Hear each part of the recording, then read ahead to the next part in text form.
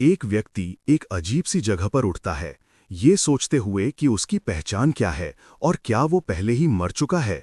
उसे एक औरत की आवाज़ सुनाई देती है, जो एक पूर्वज से गुहार लगा रही है कि वो उस पर और उसके बच्चे पर रहम करे और उसे जन्म देने दे। जवाब एक सख्त इनकार होता है, क्योंकि एक दूसरी आवाज़ कन्फर्म करती है कि मेडिसिन गॉड की घाटी ने ये तय किया है कि माँ का मूल खराब हो गया है, उसकी जन्मजात प्रतिभा कम है और उसके गर्भ में पल रहा भ्रूण फीटस एक साधारण नींव का है। वो आवाज़ आगे कहती है कि लुओ क्लैन ऐसी औलाद कैसे पैदा कर सकता है बिना दूसरे क्लैन्स के लिए मजाक का पात्र बने, जिससे हीरो सोचने लगता है कि ये बातचीत कहाँ से आ रही है और जन्मजात कमी वाले भ्रूण होने का क्या मतलब है। अचानक उसे भयानक सच का एहसास होता है। उसे एक फैंटेसी दुनिया में एक अजन्मे बच्चे के रूप में भेज दिया गया है। वो अपने सामने अपनी गर्भवती माँ को देखता है और समझ जाता है कि वो वही बच्चा है जिसके जन्मजात कमी के बारे में वो बात कर रहे हैं। वो देखता है कि एल्डर यंग जोजो उसे त्यागने पर तुले हुए हैं और वो इस दुनिया की क्रूरता के बारे में सोचता है जो ताकत से चलती है, जहां कमजोर को भ्रूण के रूप में भी छोड़ दिया जाता है। माँ शांतियन से पूछती है कि क्या वो इस फैसले से सहमत है। शांतियन उस पर चिल्लाती है, ये पूछते हुए कि उसका बच्चा, जिसके रूट बोन्स खराब हैं, वो लुओ क्लैन के संसाधनों और किस्मत को कैसे बांट सकता है, उसकी तुलना यूनर के भ्रूण से करते हुए, जिसे एक सेलेस्टियल बॉडी माना जाता है। माँ गुस्से से जवाब देती है, शांतियन को याद दिलाते हुए कि वो वही थी जिसने अपनी जन्मजात सच्ची एनर्जी यूज ट्रांसफर की थी उसे बचाने के लिए, जब वो घायल और बेहोश था, और यही काम उसके बच्चे के रूट बोन्स के खराब होने का कारण बना। शांतियन उसे सिर्फ एक विकल्प देती है, या तो लुओ क्लैन छोड़ दो या अपने बच्चे को त्याग दो। माँ इन विकल्पों से चौंक जाती है। भ्रूण सोचता है कि किस तरह का नीच इंसान एक माँ को ऐसा फैसला लेने के लिए मजबूर करेगा, और चिंता से अपनी माँ के चुनाव का इंतजार करता है। माँ, जिसका नाम जंग चीशिन है, अपना फैसला लेती है और ऐलान करती है कि वो लुओ क्लैन छोड़ देगी। एल्डर और शांति उसे हैरानी से देखते हैं। जंग चीशिन ऐलान करती है कि आज से उसकी और उसके बच्चे की जिंदगी और मौत का लुओ क्लैन से कोई लेना देना नहीं है। बच्चा अपनी माँ से वादा करता है कि भले ही वो कमजोर और खराब रूट बोन्स वाला बच्चा है, वो कल्टीवेट करने के लिए कड़ी मेहनत करेगा और वो साथ मिलकर अपनी इज्जत कमाएंगे। उसी दृढ़ निश्चय के पल में एक इलेक्ट्रॉनिक सिस्टम, जिसका नाम लेट ब्लूमर सिस्टम है, उसके सामने प्रकट होता है, जो उससे बंध गया है क्योंकि उसने कल्टीवेट करने का दृढ़ निश्चय दिखाया था। वो एक सिस्टम पाकर हैरान और उत्साहित है, लेकिन वो जल्दी ही उसके नाम पर गुस्सा हो जाता है, चिल्लाते हुए कि वो अभी पैदा भी नहीं हुआ है कि लेट ब्लूमर कहलाए। उसे पता चलता है कि सिस्टम का पूरा नाम system of late blooming greatness है, और सोचता है कि सिस्टम उसे गर्भ में रहते हुए ही कड़ी मेहनत करने के लिए धकेल रहा है। फिर वो सोचता है कि क्या ये सिस्टम 300 साल पहले आ गया है। सिस्टम उसे उसके कठिन भविष्य की एक झलक दिखाता है, जहां वो और उसकी माँ जंग चीशिन कल्टीवेट नहीं कर पाएंगे और सबसे उपहास और अपमान का शिकार होंगे। सिस्टम बच्चे के दुखद भविष्य को दिखाना जारी रखता है, दिखाता है कि कैसे उसके सौतेले भाई ने डाव हासिल कर लिया है, जबकि वो अपनी माँ द्वारा मांगी गई गोलियों पर जिंदा रहने के लिए निर्भर है, और उसे दिखाता है कि किस्मत को चुनौती देने का उसका दृढ़ निश्चय उसकी माँ की मौत के बाद ही आया। भ्रूण इस किस्मत को जिद से नकार देता है, सिस्टम को इस दुखद दृश्य को दिखाना बंद करने के लिए चिल्लाता है। ये समझते हुए कि सिस्टम 300 साल पहले आ गया है, वो अपनी जिंदगी को एक असफलता से जीत में बदलने का फैसला करता है और कसम खाता है कि वो अपनी कहानी को दोबारा लिखेगा, ताकि वो एक चमत्कार बन सके जो स्वर्ग में फैल जाए। सिस्टम उसके सामने एक बिगिनर्स मिशन पेश करता है कि वो पहली बार स्वेच्छा से कल्टीवेट करे और अपनी माँ को चकित कर दे, जिसका इनाम आर्केड सेक्रेड बॉडी के साथ फ्यूजन होगा। वो हैरान रह जाता है और सिस्टम समझाता है कि ये बॉडी अजेय शारीरिक शक्ति प्रदान करती है, जो प्राचीन सम्राटों को चुनौती देने में सक्षम है। उसे एहसास होता है कि इस तोहफे के साथ वो निश्चित रूप से किस्मत को बदल सकता है। गर्भ में होने का फायदा उठाते हुए वो फीटल ब्रीदिंग के जरिए आसानी से स्पिरिचुअल एनर्जी सर्कुलेट करता है। उसकी माँ अपने अंदर अजीब हलचल महसूस करती है और हैरानी से सोचती है कि क्या उसका बेटा गर्भ में रहते हुए ही कल्टीवेट करने लगा है। सिस्टम मिशन के पूरा होने की घोषणा करता है और उसे आर्केइक सेक्रेड बॉडी के साथ फ्यूज करने की प्रक्रिया शुरू करता है, जो प्राचीन ऋषियों की विरासत को एक्टिवेट करती है। माँ बाहर बिजली जैसी एक अजीब घटना देखती है। अपनी चेतना में वो प्राचीन सम्राटों में दृश्य देखती है जिनके सामने हीरोज कुछ भी नहीं है। माँ एक सुनहरे आध्यात्मिक सार का प्रवाह महसूस करती है जो उसकी खराब नींव को ठीक कर रहा है, और उसका भ्रम बढ़ जाता है कि ऐसी घटना उसके तथाकथित कमजोर बच्चे से कैसे हो सकती है। सिस्टम कल्टीवेशन का रास्ता समझाता है जो 3 निचले रेल्म से शुरू होता है: ब्लड ट्रांसफॉर्मेशन, केव हेवन और स्पिरिट मैनिफेस्टेशन। हर एक में 10 लेवल होते हैं और बताता है कि वयस्क होने से पहले कुछ रैंक्स तक पहुंचना एक महान प्रतिभा का संकेत है। कहा जाता है कि जो वयस्क होने से पहले स्पिरिट मैनिफेस्टेशन को पार कर सकता है और वेनरेबल रेल्म तक पहुंच सकता है, भले ही उसके पहले लेवल पर हो, उसे चमत्कारों में चमत्कार माना जाता है। इसे ही किस्मत कहते हैं। सिस्टम बच्चे की नई स्टेटस दिखाता है जिसका नाम अब जैंग वोंग है। उसका archaic sacred body blood transformation के पहले लेवल तक पहुंच गया है, फिर तेजी से दूसरे, तीसरे और चौथे लेवल से आगे बढ़ रहा है। जांग वोंग ऐलान करता है कि ये पल उसकी किस्मत को चुनौती देने और दोबारा लिखने का शुरुआती बिंदु है। कहीं और माँ एक बड़े से घर में पहुंचती है और अपने सबसे बड़े भाई और भाभी को अपने लौटने की सूचना देती है, जहां उसका स्वागत उसका सबसे बड़ा भाई जैंग वोंग और उसकी पत्नी जैंग सीकिंग करते हैं।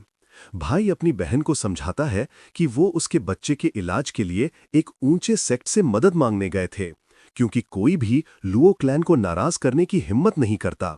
जैंग सीकिंग कठोरता से जवाब देती है, जैंगी शिन पर आरोप लगाते हुए कि वो लुओ क्लैन द्वारा निकाले जाने के बाद मदद के लिए रेंगती हुई वापस आई है। जैंग सीकिंग ने उसे एक व्यंग्यात्मक लहजे में देखा, जैसे कि ये कहना चाह रही हो कि लुओ क्लैन ने उसे मो क्लैन के वैध एयर से शादी के गठबंधन के संसाधन लेने की अनुमति नहीं दी थी, और अब वो गर्व का दिखावा करते हुए लौटती है, जबकि वास्तव में वो सिर्फ टुकड़े ढूंढ रही थी। जैंगी दुख से जवाब देती है कि उसे अपने बच्चे की सुरक्षा के अलावा कुछ नहीं चाहिए था, और उसका भाई गुस्से में बीच बचाव करते हुए उसे बचाता है, अपनी पत्नी को चुप रहने का आदेश देता है और विश्वास दिलाता है कि जैंग क्लैन उसके भंजे के लिए सभी जरूरी संसाधन प्रदान करेगा। सबसे बड़ा भाई जैंग वोंग अपनी बहन जैंग चीशिन को शांत करने की कोशिश करता है। उससे कहता है कि वो उसकी पत्नी के कठोर शब्दों से प्रभावित ना हो, ये समझाते हुए कि वो सिर्फ तेज जबान की है, लेकिन असल में दयालु है। जैंग सूशिन उसे विश्वास दिलाती है कि इससे उसे कोई फर्क नहीं पड़ता, और वो अपनी भाभी के स्वभाव को अच्छी तरह से जानती है। इस बीच भ्रूण जोंग वोंग सोच रहा था कि उसकी मां को उतना परेशान नहीं किया जा रहा था जितना उसने उम्मीद की थी। इसके विपरीत उसने जोंग क्लैन में एक गर्माहट और स्वागत महसूस किया, जो लुओ क्लैन में अनुभव किए गए अनुभव से कहीं ज्यादा था। उसके विचार जैंग शीन के माता पिता के आने से टूट जाते हैं, जो अपने लौटने की घोषणा करते हैं और बताते हैं कि वो अपने साथ एक प्रतिष्ठित व्यक्ति को लाए हैं, says meow from the palace of creation says. भ्रूण सेज की अद्भुत सुंदरता से मोहित हो जाता है, मन ही मन सोचते हुए कि ये सुंदरता एक शैंगशिया फैंटेसी दुनिया के लायक है। अचानक भ्रूण अपने इलेक्ट्रॉनिक सिस्टम के दोबारा प्रकट होने से हैरान हो जाता है, जो उसे लेट ब्लूमिंग ग्रेटनेस नाम से एक नया मिशन पेश करता है। जांग वोंग समझ जाता है कि सिस्टम एक शक्तिशाली व्यक्ति से मिलने पर अपने आप प्रतिक्रिया करता होगा, और फैसला करता है कि सेज म्याओ इस समय उसका सबसे अच्छा विकल्प है। वो फैसला करता है कि अगर वो अपनी प्रतिभा जल्दी दिखाता है तो इससे क्लैन उसकी माँ को और ज्यादा महत्व देगा।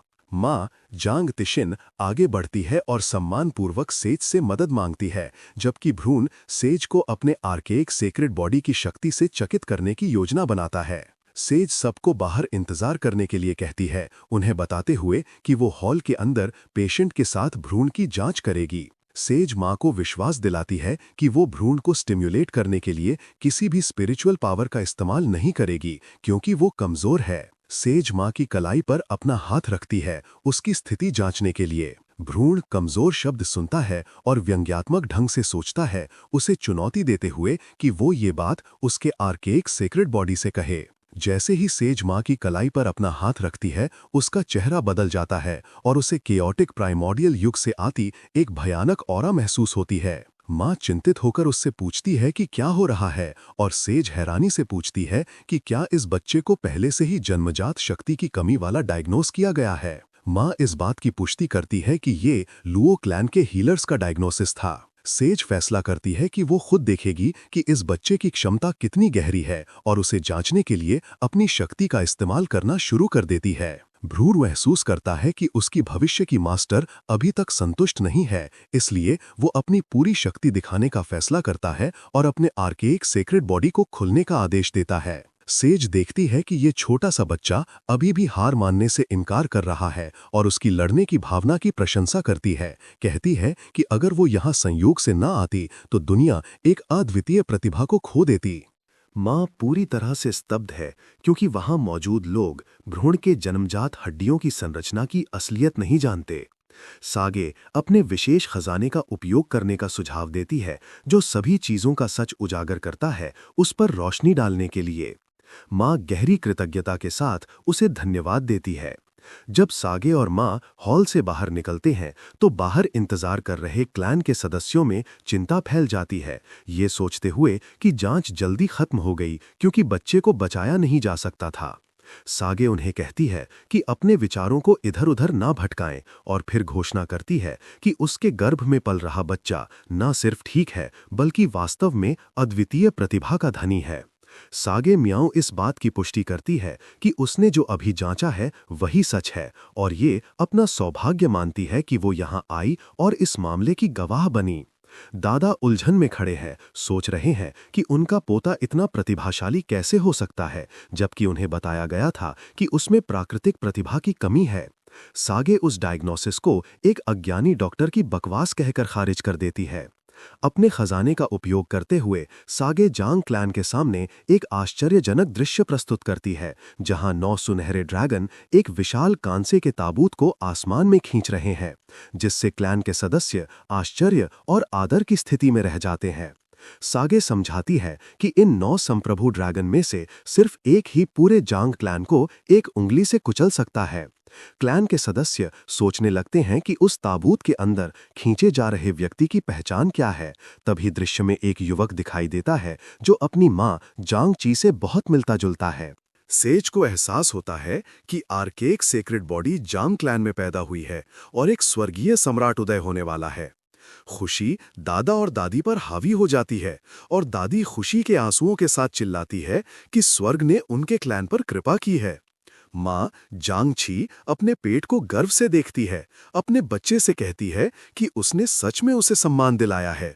सेज फिर जांग तीशन की तरफ मुड़ती है, उसे कहती है कि वो परिचय देने वाली नहीं है और सीधे बात करेगी। उसके बच्चे को पैलेस ऑफ इटर्नल क्रिएशन में अपने शिष्य के रूप में शामिल होने की पेशकश करती है।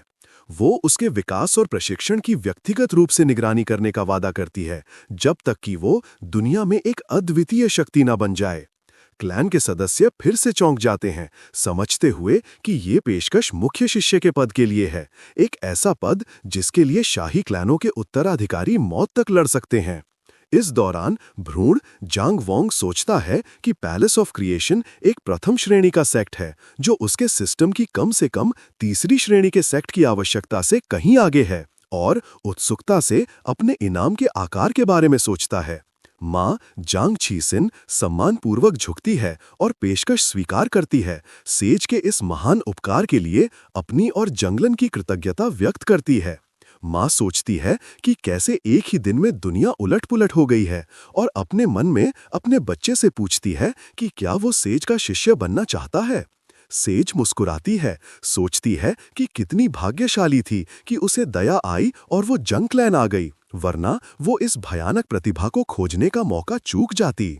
उसी पाल जैंग वोंग का सिस्टम उसके मूल दुखद भाग्य की एक झलक दिखाता है और फिर सिस्टम तीसरे दर्जे के सेक्ट या उससे ऊपर के सेक्ट में शामिल होने का मिशन पूरा होने की घोषणा करता है।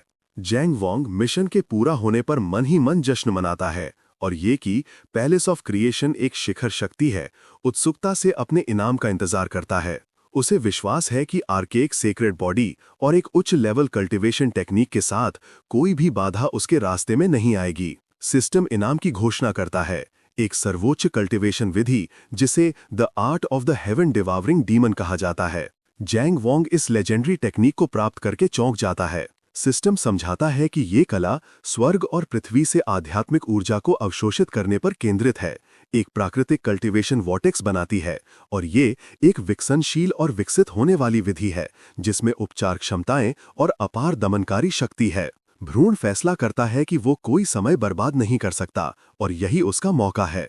वो तुरंत अपनी मां के गर्भ में रहते हुए ही कल्टीवेट करना शुरू कर देता है और उससे एक सुनहरी आध्यात्मिक ऊर्जा उठती है, हॉल के चारों ओर घूमती है, उसकी मां और क्लैन के सदस्यों को आश्चर्यचकित कर देती है। उसका चाचा और चाची पूरे आश्चर्य में देखते हैं और उसका चाचा विश्वास न करते हुए सोचता है कि उसका भंजा पैदा होने से पहले ही कैसे कल्टीवेट करने लगा है। दादा जोर से कहते हैं कि स्वर्ग ने जैंग क्लैन पर कृपा की है, जबकि चाचा और उसकी पत्नी आश्चर्य से देखते रहते हैं। इस दौरान सेज म्याओ अपने मन में संतोष के साथ सोचती है कि आर्केक सेक्रेड बॉडी वाले शिष्य के साथ 100 साल बाद होने वाले इमॉर्टल पैलेस के टूर्नामेंट में कोई भी उसके वंश को कमजोर कहने की हिम्मत नहीं करेगा। सेज ऐलान करती है कि एक नए शिष्य को स्वीकार करने के लिए एक भेंट की आवश्यकता होती है और उसके मास्टर के रूप में वो उसे पहले एक खजाना प्रस्तुत करेगी। भ्रूण जांग वोंग आत्मविश्वास से भरा है, सोच रहा है कि उसके सेक्रेड बॉडी और हेवन डिवाउरिंग डीमन टेक्निक के साथ खजाना तुरंत उसे अपने मालिक के रूप में पहचान लेगा। वो आध्यात्मिक रूप से खजाने को बुलाता है। उसे विश्वास है कि एक साधारण खजाने को काबू करना उसके लिए बेहद आसान है। खजाना सीधे मां के गर्भ में जाता है और उसके साथ मिल जाता है। सेज हैरान रह जाती है कि एक अजन्मा बच्चा एक खजाने को कैसे स्वीकार करवा सकता है, लेकिन बात यहीं खत्म नहीं हुई। सिस्टम का मिशन पूरा होने के बाद भ्रूण ने मानसिक रूप से खजाने, जिसे अब heaven and earth fire suppression armour के नाम से जाना जाता है, को अपग्रेड करने का आदेश दिया। आर्मर बदल जाता है और एक जन्मजात आत्मा खजाने इन्नेट स्पिरिट ट्रेजर में विकसित हो जाता है। परिवार के सदस्य आश्चर्य से खड़े हैं इस अद्भुत दृश्य की प्रकृति पर और इस बात पर हैरान हैं कि एक अजन्मा बच्चा कैसे एक खजाने को काबू करके अपग्रेड कर सकता है। सेज अपने आप से कहती है कि उसने लड़के को खजाने के साथ मिलाने में मदद करने का इरादा किया था, लेकिन उसने ना सिर्फ उसे अपने दम पर काबू किया, बल्कि उसके सेक्रेड बॉडी ने उसे एक जन्मजात आत्मा खजाने में अपग्रेड भी कर दिया। सेज फैसला करती है कि एक जन्मजात आत्मा खजाने के उससे बंधे होने से कोई भी साधारण कल्टीवेटर उसे नुकसान नहीं पहुंचा पाएगा। वो ऐलान करती है कि जब जैंग वोंग केव हेवन रेल्म तक पहुंचेगा तो वो व्यक्तिगत रूप से वापस आएगी उसे सेक्ट तक ले जाने और उसे कल्टीवेशन की विशाल दुनिया की सैर पर ले जाने के लिए। 3 दिन बाद ग्रेट क्षिया डिवाइन डायनेस्टी के सैनिकों का एक समूह पहुंचता है। वो जैंग क्लैन के हॉल में घुस जाते हैं और मांग करते हैं कि प्रभारी व्यक्ति तुरंत बाहर आए। मां जांग टिशिन तुरंत समझ जाती है कि उन्होंने उसके और उसके बेटे के लुवो क्लैन से निकाले जाने की खबर सुन ली है और उसकी सगाई रद्द करने आए हैं। जबकि भ्रूण इस क्लासिक स्थिति पर हंसता है, कसम खाता है कि ये डायनेस्टी अपने फैसले पर उसके पैदा होने के पल ही पछताएगी। सैनिकों का नेता भ्रूण के चाचा जैंग वोंग से कहता है, उसे दशकों पहले तय हुई शादी की याद दिलाता है। चाचा गुस्से में पूछता है कि वो इस तरह उनके हॉल में क्यों घुस आए हैं। नेता अपना परिचय जनरल वुई के रूप में देता है और औपचारिक रूप से घोषणा करता है कि शादी का समझौता रद्द कर दिया गया है। चचा गुस्से से उबल पड़ता है, उन पर चिल्लाते हुए कि उनकी डायनेस्टी ही थी जिसने पहले इस राजनीतिक शादी की मांग की थी और अब वो बिना जैंग क्लैन का कोई सम्मान किए इसे रद्द करने आए हैं। जनरल वी जवाब देता है कि जैंग तू सिन के निष्कासन की खबर हर जगह फैल गई है और उसका बच्चा अब वैध उत्तराधिकारी नहीं रहा। ये सवाल उठाते हुए कि छोटा जैंग क्लैन उनकी महान डायनेस्टी के साथ गठबंधन के लायक कैसे हो सकता है, जबकि भ्रूण अपने जन्मजात प्रतिभा की कमी के आरोप पर मन ही मन हंसता है, कसम खाता है कि ये जनरल उसके सामने घुटने टेकेगा, उससे उनकी राजकुमारी को स्वीकार करने की भीख मांगेगा जिस दिन उसका जन्म होगा। जनरल अपना अपमान जारी रखता है, कहता है कि उनके सम्राट ने दया करके उसे भेजा, वरना वो उनके सामने शाही हॉल में घुटने टेक रहे होते, ये दावा करते हुए कि उनकी राजकुमारी एक शाही शादी के लायक है, ना कि जैंग क्लैन के कमजोर जड़ के साथ जोड़ने के। चचा उसे उसकी गुस्ताखी और अपने भांजे को उनके ही घर में बदनाम करने के लिए उसे मार डालने की धमकी देता है। जनरल चचा पर हंसता है और बेकार कचरे को निपटाने के लिए भ्रूण पर हमला करने के लिए आगे बढ़ता है। भ्रूण अपनी मां को नुकसान पहुंचाने की कोशिश से गुस्से में है। अचानक एक विशाल आध्यात्मिक हाथ प्रकट होता है और जनरल के हमले को रोक देता है, जो हैरानी से चिल्लाता है, मुंगमिंग एल्डर्स को बुलाता है। दो बूढ़े एल्डर्स प्रकट होते हैं, हंसते हुए, परिवार के दादा का मजाक उड़ाते हुए और उसे प्रशिक्षित करने की पेशकश करते हैं। जनरल वुई ने दो बुजुर्गों का परिचय कराया, बताते हुए कि वो श्वानमिंग एल्डर्स थे, उनकी डायनेस्टी के दरबार के कल्टीवेटर्स। जबकि भ्रूण जंग वोंग ने मन ही मन नोट किया कि इन दो पुराने भूत का कल्टीवेशन लेवल कम नहीं था। चचा ने गुस्से में चिल्लाते हुए ग्रेट शाओ डायनेस्टी पर आरोप लगाया कि वो इन बदनाम और शर्मनाक बुजुर्गों के साथ मिले हुए हैं और पूछा कि क्या उनकी डायनेस्टी को कोई शर्म महसूस होती है। एक बुजुर्ग ने गुस्से में जवाब दिया, चचा से तिरस्कार से पूछते हुए कि क्या अब बोलने की उसकी बारी है। एक बुजुर्ग ने चचा पर हमला किया, जिससे दादा को उसकी रक्षा के लिए बीच में आना पड़ा, जिसे उसे पकड़ते समय जोर से पीछे धकेल दिया गया। इस अफरा तफरी में दूसरे बुजुर्ग ने गर्भवती मां जंग ची शिन पर एक घातक तलवार से हमला करने का मौका उठाया, ये कहते हुए कि बुधा दादा सबको नहीं बचा पाएगा। तुरंत भ्रूण के सिस्टम ने एक घातक खतरे की चेतावनी जारी की और उसे अपनी मां को मारे जाने से बचाने के लिए एक आपातकालीन मिशन दिया। भ्रूण गुस्से से भड़क उठा, ये सोचते हुए कि एक गर्भवती महिला को निशाना बनाना अधमता की चरम सीमा थी। जंग वोंग ने हेवन डिवाउरिंग डीमन आर्ट को एक्टिवेट किया, उसे हमले को निगल जाने का आदेश दिया। एक भंवर बना जिसने बुजुर्गों के हमलों से आध्यात्मिक शक्ति को खींच लिया, जिससे वो हैरान और घबरा गए क्योंकि उनकी शक्ति अचानक गायब हो गई। दादा ने उलझन में सोचा कि जंग परिवार की मदद के लिए कौन आया था। घबराए हुए बुजुर्गों ने एक साथ हमला करने का फैसला किया, नीले भूतिया हाथ छोड़ते हुए। भ्रूण ने अपने जन्मजात आत्मा खजाने का उपयोग करके जवाब दिया, heaven and earth cold flame barrier बनाया, उन्हें जलाकर मारने का इरादा रखते हुए। आग अपार शक्ति के साथ भड़क उठी, बुजुर्गों को डरा दिया, जिन्होंने महसूस किया कि वो एक जन्मजात आत्मा खजाने का सामना कर रहे हैं, और सोचा कि जंग जैसा छोटा परिवार ऐसा हथियार कैसे रख सकता है। उनमें से एक ने छुपे हुए अस्तित्व से खुद को प्रकट करने और परछाइयों में छुपना बंद करने की मांग की। सिस्टम ने जीवन और मृत्यु के संकट से बचने का मिशन सफलतापूर्वक पूरा होने की घोषणा की। जंग वोंग को एक 9 turn great mysterious rebirth page से पुरस्कृत किया। निर्देशों में बताया गया कि ये गोली सेवन करने पर तुरंत आध्यात्मिक शक्ति को आराम देती है, और भ्रूण ने आत्मविश्वास महसूस किया। उस दिन जंग परिवार का सम्मान वापस दिलाने की कसम खाई। मीलों दूर सेज म्याओ ने आत्मा खजाने के एक्टिवेशन को महसूस किया और आश्चर्य किया कि उसके शिष्य ने उसके जाने के सिर्फ 3 दिन बाद ही इसका इस्तेमाल कर लिया। उसने क्या हो रहा है देखने के लिए अपनी शक्ति को केंद्रित किया और उसकी एक आध्यात्मिक प्रोजेक्शन जंग परिवार के हॉल के ऊपर प्रकट हुई, गुस्से में पूछते हुए कि वो अंधा मूर्ख कौन था जिसने उसके शिष्य को नुकसान पहुंचाने की हिम्मत की। वो जोर से हॉल में उतरी, घोषणा करते हुए कि ये बच्चा पैलेस ऑफ इटर्नल क्रिएशन का मुख्य शिष्य है, और पूछा कि किसने उन्हें उस पर हमला करने की हिम्मत दी। भ्रूण अपने मास्टर की उपस्थिति से हैरान था, अंदाजा लगाते हुए कि उसने खजाने के अंदर एक आपातकालीन उपाय छोड़ा होगा। एक बुजुर्ग ने इस पर विश्वास करने से इनकार कर दिया और सेज की प्रोजेक्शन पर हमला किया, उस पर धोखे का आरोप लगाते हुए। सेज ने आसानी से उसके हमले का मुकाबला किया और भ्रूण ने एक प्राचीन सम्राट की गुस्ताखी पर हंसते हुए एक प्राचीन सेज को चुनौती देने पर अपने मास्टर के हस्तक्षेप से राहत महसूस करते हुए। दोनों बुजुर्ग हैरान खड़े थे। एक बुजुर्ग ने एक छिपी हुई धमकी का इस्तेमाल करने की कोशिश की, सेज से अपना नाम बताने के लिए कहा ताकि उनकी डायनेस्टी भविष्य में उससे मार्गदर्शन ले सके। सेज ने उसकी धमकी पर हंसते हुए घोषणा की कि एक चौथे दर्जे का प्राचीन सम्राट उसका नाम सुनने के भी लायक नहीं है।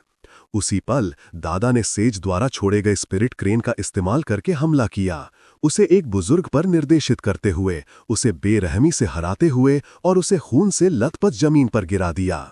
जनरल वुई हैरानी में खड़ा है, विश्वास नहीं कर पा रहा है कि सिर्फ दिव्य चेतना की एक धमकी एक प्राचीन सम्राट को दबा सकती है, और समझ जाता है कि ये महिला वास्तव में पैलेस ऑफ इटर्नल क्रिएशन से है, और जंग परिवार का बेटा, जिसे उन्होंने एक नश्वर जड़ समझकर खारिज कर दिया था, वास्तव में इस महल में प्रवेश करेगा। जबकि भ्रूण जैंग वोंग अपने मन में सोचता है कि पछतावे के लिए बहुत देर हो चुकी है।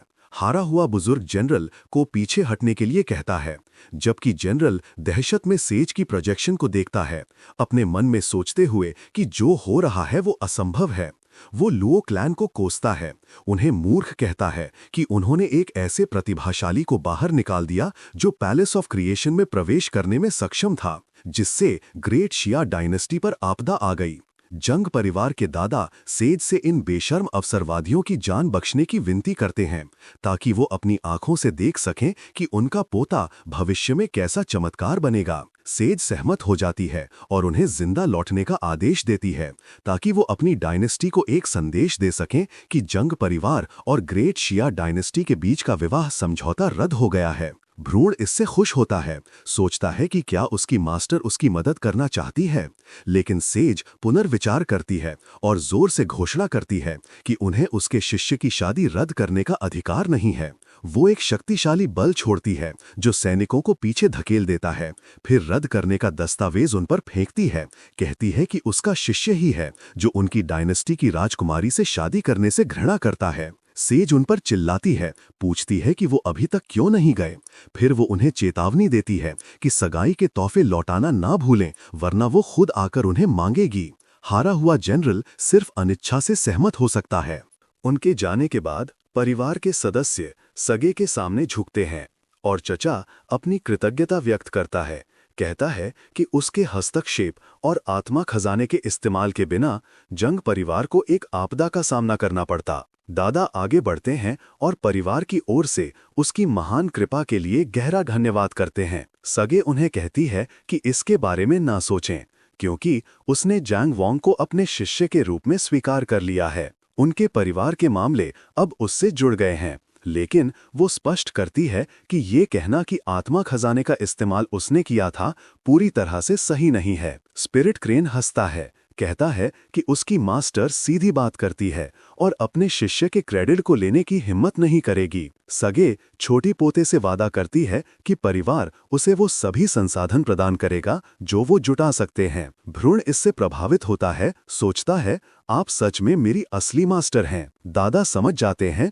कि सगे का क्या मतलब है और दूसरों से जाने के लिए कहते हैं, ताकि वो उसे अकेले में मामलों पर चर्चा कर सकें। जब वो अकेले होते हैं, दादा सगे से पूछते हैं कि उनके पोते में किस तरह की शारीरिक संरचना है जिसने उसे गर्भ में रहते हुए भी एक आत्मा खजाने का इस्तेमाल करने में सक्षम बनाया। सगे बताते हैं कि बच्चे में लेजेंडरी आर्केक सेक्रेड बॉडी है, जिससे दादा पूरी तरह से हैरान रह जाते हैं। सगे समझाती हैं कि वो खुद नहीं जानती कि वो भ्रूण के रूप में खजाने को कैसे नियंत्रित कर सकता था, क्योंकि ऐसी बॉडी का अंतिम बार प्रकट होना लाखों साल पहले हुआ था। ये जोड़ते हुए कि जब से छोटे बच्चे ने कल्टिवेट करना शुरू कर दिया है, कोई नहीं जानता कि जन्म के समय उसकी शक्ति कितनी अधिक होगी। खुशी दादा पर हावी हो जाती है और वो कहते हैं कि स्वर्ग ने सच में उनके क्लैन पर कृपा की है। सेज्यूस चेतावनी देती है कि आर्केक सेक्रेड बॉडी को कल्टिवेट करने के लिए आवश्यक संसाधन विशाल है और उसकी नींव को अनदेखा नहीं किया जाना चाहिए जब तक कि वो आधिकारिक रूप से पैलेस ऑफ क्रिएशन में प्रवेश ना कर ले। दादा उसे याद दिलाने के लिए धन्यवाद करते हैं और कसम खाते हैं कि जांग क्लैन जैंग वोंग के लिए एक ठोस नींव रखने के लिए अपनी पूरी शक्ति लगा देगा।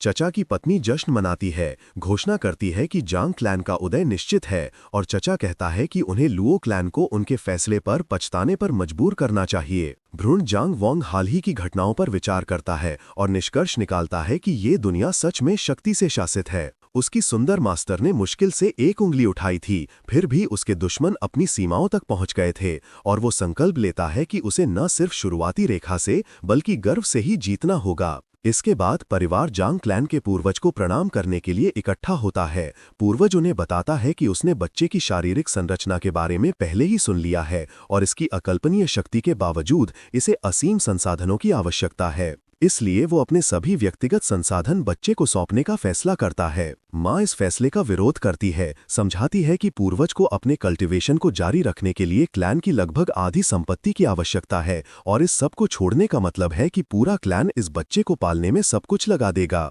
लेकिन पूर्वज जोर देता है कि उसका फैसला अंतिम है और सेज म्याओ द्वारा भेंट किए गए संसाधनों को भी सौंप देता है। माँ अपने बेटे की ओर से उसे धन्यवाद देती है। भ्रूण का सिस्टम एक नया मिशन जारी करता है कि 1 महीने तक लगातार कल्टीवेट करो और पूर्वज को प्रभावित करो, जिसका इनाम सुप्रीम सेलेस्टियल ग्रैंडर होगा।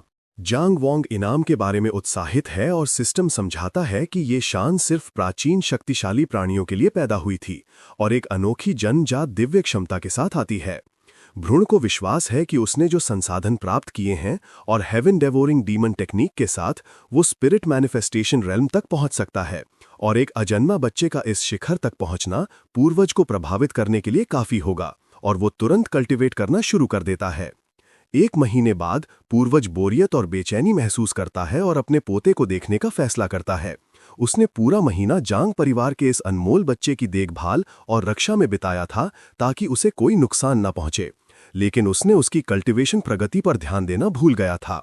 जब वो आखिरकार उसका लेवल चेक करता है तो वो पूरी तरह से हैरान रह जाता है, अविश्वास में सोचते हुए कि उसका पोता सिर्फ 1 महीने में स्पिरिट मैनिफेस्टेशन रेल्म के शिखर तक कैसे पहुंच गया।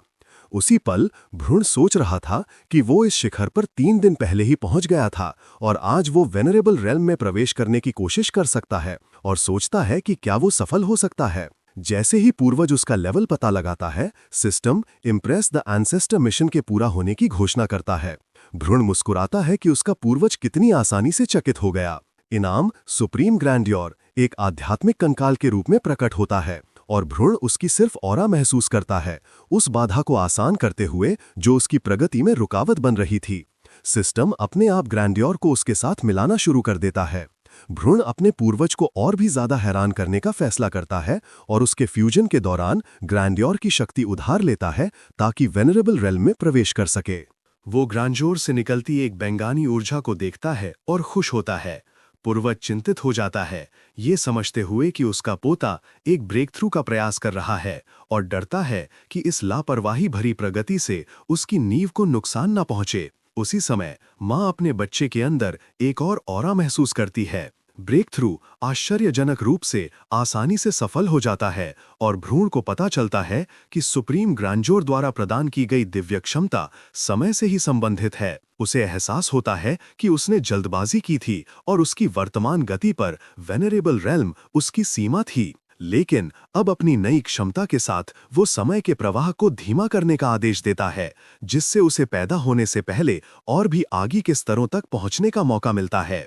पूर्वज अपने पोते से निकलती अपार ऑरा से आश्चर्य की भावना महसूस करता है, जिसमें समय के नियमों के अंश हैं, और स्वीकार करता है कि वो अब लड़के की क्षमताओं को उसके जन्म से पहले भी नहीं समझ सकता। वो अपार खुशी से हंसता है, एक बार फिर घोषणा करते हुए कि स्वर्ग ने सच में जांग परिवार पर कृपा की है।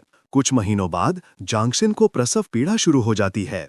उसका परिवार कमरे के बाहर 3 लंबे घंटे तक चिंता से इंतजार करता है और दाई उसे हिम्मत रखने के लिए कहती है। उसके जन्म के क्षण जांग वोंग का सिस्टम घोषणा करता है कि वो इन्नेट एंशिएंट इमॉर्टल रेल्म तक पहुंच गया है। उसका जन्म एक महान स्वर्गीय घटना का कारण बनता है, जो सब जगह से महान व्यक्तियों का ध्यान आकर्षित करता है, जो बादलों से उतरकर अपनी बधाइयां देने आते हैं। दर्शक सोचते हैं कि एक साधारण सच्चा अमर ऐसी ब्रह्मांडीय घटना का कारण कैसे बन सकता है, और एक को एहसास होता है कि ये दृश्य ग्रेट सेया डायनेस्टी द्वारा ठुकराए गए बच्चे के जन्म के कारण होना चाहिए। एक समझदार व्यक्ति उसे डांटता है, उसे बताता है कि वो अफवाहें पुरानी खबर हैं, और खुलासा करता है कि जंग परिवार का बच्चा इतना असाधारण है कि पैलेस ऑफ इटर्नल क्रिएशन के एक सगे ने उसे तभी शिष्य के रूप में स्वीकार कर लिया था जब वो गर्भ में ही था। अचानक ग्रेट शिया डायनेस्टी का सम्राट खुद पहुंचता है, ये समझते हुए कि इस बच्चे ने जो हंगामा मचाया है उसे नजरअंदाज करना बहुत मुश्किल है। लेजेंडरी स्वर्गीय घटनाएं एक के बाद एक प्रकट होती रहती हैं। कड़वे समुद्र का सुनहरा कमल, दर्शक लगातार घटनाओं पर हैरान हैं। फिर शानदार नदियां और पहाड़ दिखाई देते हैं, जिसके बाद आसमान में चमकते सितारे। सम्राट अंतिम घटना यिन यांग जीवन और मृत्यु चित्र को पहचान लेता है, एक ऐसा दृश्य जो 1000 सालों से नहीं देखा गया। लेकिन नवजात जंग वोंग अभी रुका नहीं है। वो इन 5 महान दृश्यों को एक अंतिम घटना में मिला देता है। अमर राजा 9 स्वर्गों से उतरता है। पूर्वज आंखों में आंसू लिए खड़ा है, गर्व से घोषणा करते हुए कि उसका पोता जंग वोंग एक भविष्य के महान सम्राट का तेवर रखता है। ज़ेया डायनेस्टी का सम्राट गहरा पछतावा महसूस करता है। काश ये बच्चा उसकी डायनेस्टी में पैदा हुआ होता। वो शादी को फिर से व्यवस्थित करने पर विचार करता है, लेकिन शर्म के मारे इस विचार को त्याग देता है। इस दौरान माँ अपने बच्चे को गोद में लिए हुए उसे बताती है कि वो उसका असली गर्व है। दर्शक टिप्पणी करते हैं कि लुओ क्लैन अब पछतावे की कड़वी पीड़ा महसूस कर रहा होगा। सम्राट हालांकि एक गंभीर निष्कर्ष पर पहुंचता है। चूंकि उन्होंने ऐसे प्रतिभाशाली को नाराज किया है, उनके पास अब एक ही विकल्प है कि उसे उसके पालने में ही खत्म कर दिया जाए। 5 साल बाद जंग वोंग ध्यान में एक छोटे बच्चे के रूप में दिखाई देता है, समय को धीमा करने के लिए अपनी क्षमता का उपयोग करते हुए। एंशिएंट किंग रेल्म के शिखर पर पहुंचने के बावजूद उसे अपनी प्रगति बहुत धीमी लगती है। उत्साही सेवक उसे बीच में रोकते हैं, उसे आराम करने के लिए कहते हैं और उसे अमर फल पेश करते हैं। वो उनके अत्यधिक उत्साह से चिढ़ जाता है। जंग वोंग अपने ध्यान से उठकर अपने पूर्वज को प्रणाम करने के लिए उठता है, जो उसका इंतजार कर रहा था। पूर्वज 5 साल के जंग वोंग की प्रशंसा करता है, ये देखते हुए कि वो पहले ही एंशिएंट किंग रेल्म के शिखर तक पहुंच गया है और कुछ सालों में पूर्वज खुद भी उसके साथ कदम नहीं मिला पाएगा। जंग वोंग विनम्रता से जवाब देता है, समझाता है कि उसने 1 महीने से अधिक समय से कोई प्रगति नहीं की है और एक रुकावट में फंसा हुआ है। वास्तव में जंग वोंग एक दुविधा का सामना कर रहा था। 1 साल पहले उसके सिस्टम ने उसे एक गुप्त क्षेत्र में प्रवेश करने का मिशन सौंपा था, लेकिन वो ग्रेट शिया डायनेस्टी और लुओ क्लैन दोनों द्वारा उसके खिलाफ जारी किए गए हत्या के आदेश के कारण क्लैन नहीं छोड़ सकता था। इसके अतिरिक्त उसने जंग क्लैन के अंदर ही एक गुप्त खतरा महसूस किया। एक दिन अपने प्रशिक्षण के दौरान उसने एक दुष्कर और विषैली ऑरा महसूस की और उसके स्रोत का पता लगाकर वो क्लैन के पिछले पहाड़ तक पहुंच गया। वहां उसने एक भयानक और दुर्भावनात्मक अस्तित्व को महसूस किया और ये कि वो अपनी वर्तमान शक्ति के साथ उसका मुकाबला नहीं कर सकता। जंग वोंग ने एक दैत्य दमन एरे, डीमन सप्रेशन एरे की खोज की, लेकिन देखा कि ये शक्तिशाली सील भी क्षतिग्रस्त होने के संकेत दिखा रही थी। इस आंतरिक खतरे और बाहरी हत्या के आदेश के साथ उसने महसूस किया कि उसकी वर्तमान शक्ति बिल्कुल अपर्याप्त है और उसने फैसला किया कि उसे बाहर जाकर एक गुप्त क्षेत्र ढूंढना होगा ताकि वो अपनी शक्ति को तेजी से बढ़ा सके। अपने पूर्वज के साथ अपनी बातचीत पर वापस आते हुए जंग वोंग उसे बताता है कि उसने पिछले पहाड़ में कुछ महसूस किया। पूर्वज इस बात की पुष्टि करता है कि उसने भी इसे महसूस किया था और उसे विश्वास दिलाता है कि वो अस्तित्व सामान्य परिस्थितियों में सील तोड़ नहीं सकता। लेकिन उसके शब्द जरूरी खबर के आने से कट जाते हैं। एक क्लैन का सदस्य अंदर घुसकर उन्हें उनके पूर्वी समुद्र में एक सेज के गुप्त क्षेत्र के प्रकट होने की सूचना देता है और ये कि ज़िया डायनेस्टी और लुओ क्लैन ने पहले ही इसे नियंत्रित करने के लिए गठबंधन कर लिया है।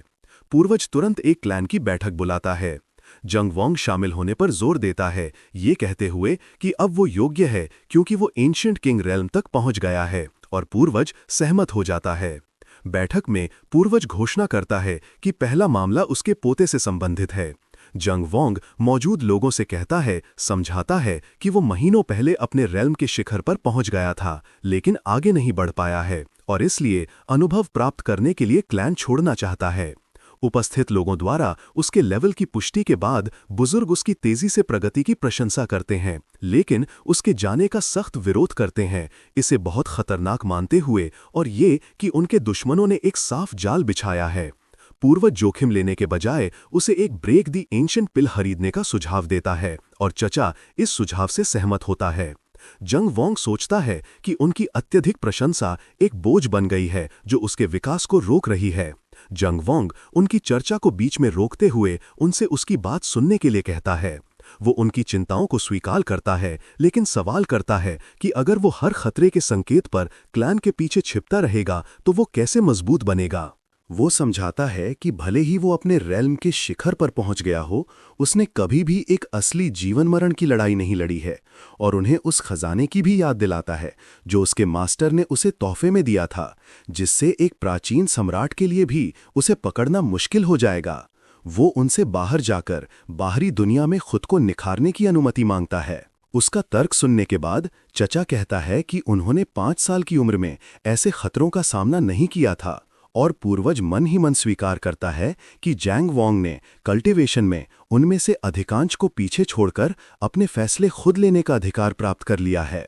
पूर्वज अनिच्छा से सहमत हो जाता है, लेकिन उसे चेतावनी देता है कि लुओ क्लैन और जिया डायनेस्टी के प्रतिभाशाली लोग पहले ही गुप्त क्षेत्र में प्रवेश कर चुके हैं, और उन्होंने उसके लिए एक जाल बिछाया है जहां प्राचीन सम्राट घात लगाकर इंतजार कर रहे होंगे जैसे ही उसकी पहचान उजागर होगी। जैंग वॉन्ग पूरे आत्मविश्वास के साथ जवाब देता है, तिरस्कार से पूछता है, सिर्फ एक प्राचीन सम्राट, उससे डरने की क्या बात है? पूर्वज जोर से हंसता है, अपने पोते के जज्बे से प्रभावित होकर, और घोषणा करता है कि ये उनके क्लैन के बेटे का असली जज्बा है। वो उसे जाने की अनुमति देता है, लेकिन उसे सावधान रहने के लिए कहता है, और जैंग वॉन्ग उसे धन्यवाद देता है।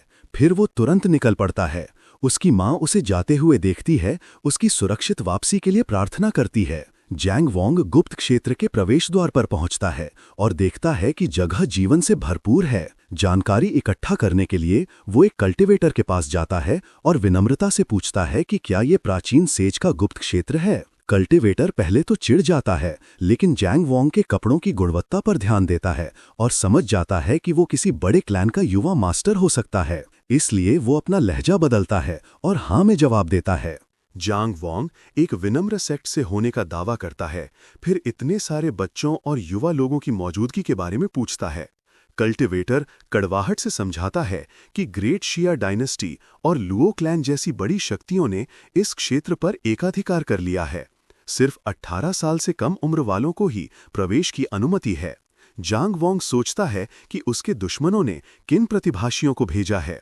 उसी पल ग्रेट शिया डिवाइन डायनेस्टी का एक समूह पहुंचता है, जिसका नेतृत्व ग्रैंड प्रिंसेस शिया मिंगचियान कर रही है, जिसकी सुंदरता दर्शकों को हैरान कर देती है, जबकि उसकी एक सेविका उसकी चापलूसी करने और प्रतियोगिता को कम आंकने की कोशिश करती है। राजकुमारी अपनी समझदारी दिखाती है और उसे दूसरों को कम न समझने की चेतावनी देती है। विशेष रूप से 2 मजबूत प्रतिद्वंद्वियों का उल्लेख करती है, युवा लुओ क्लैन के नेता का रहस्यमयी बेटा और जांग क्लैन का चीलियन बेटा। वो अफसोस व्यक्त करती है कि उसकी डायनेस्टी ने एक इतना शक्तिशाली सहायक खो दिया है।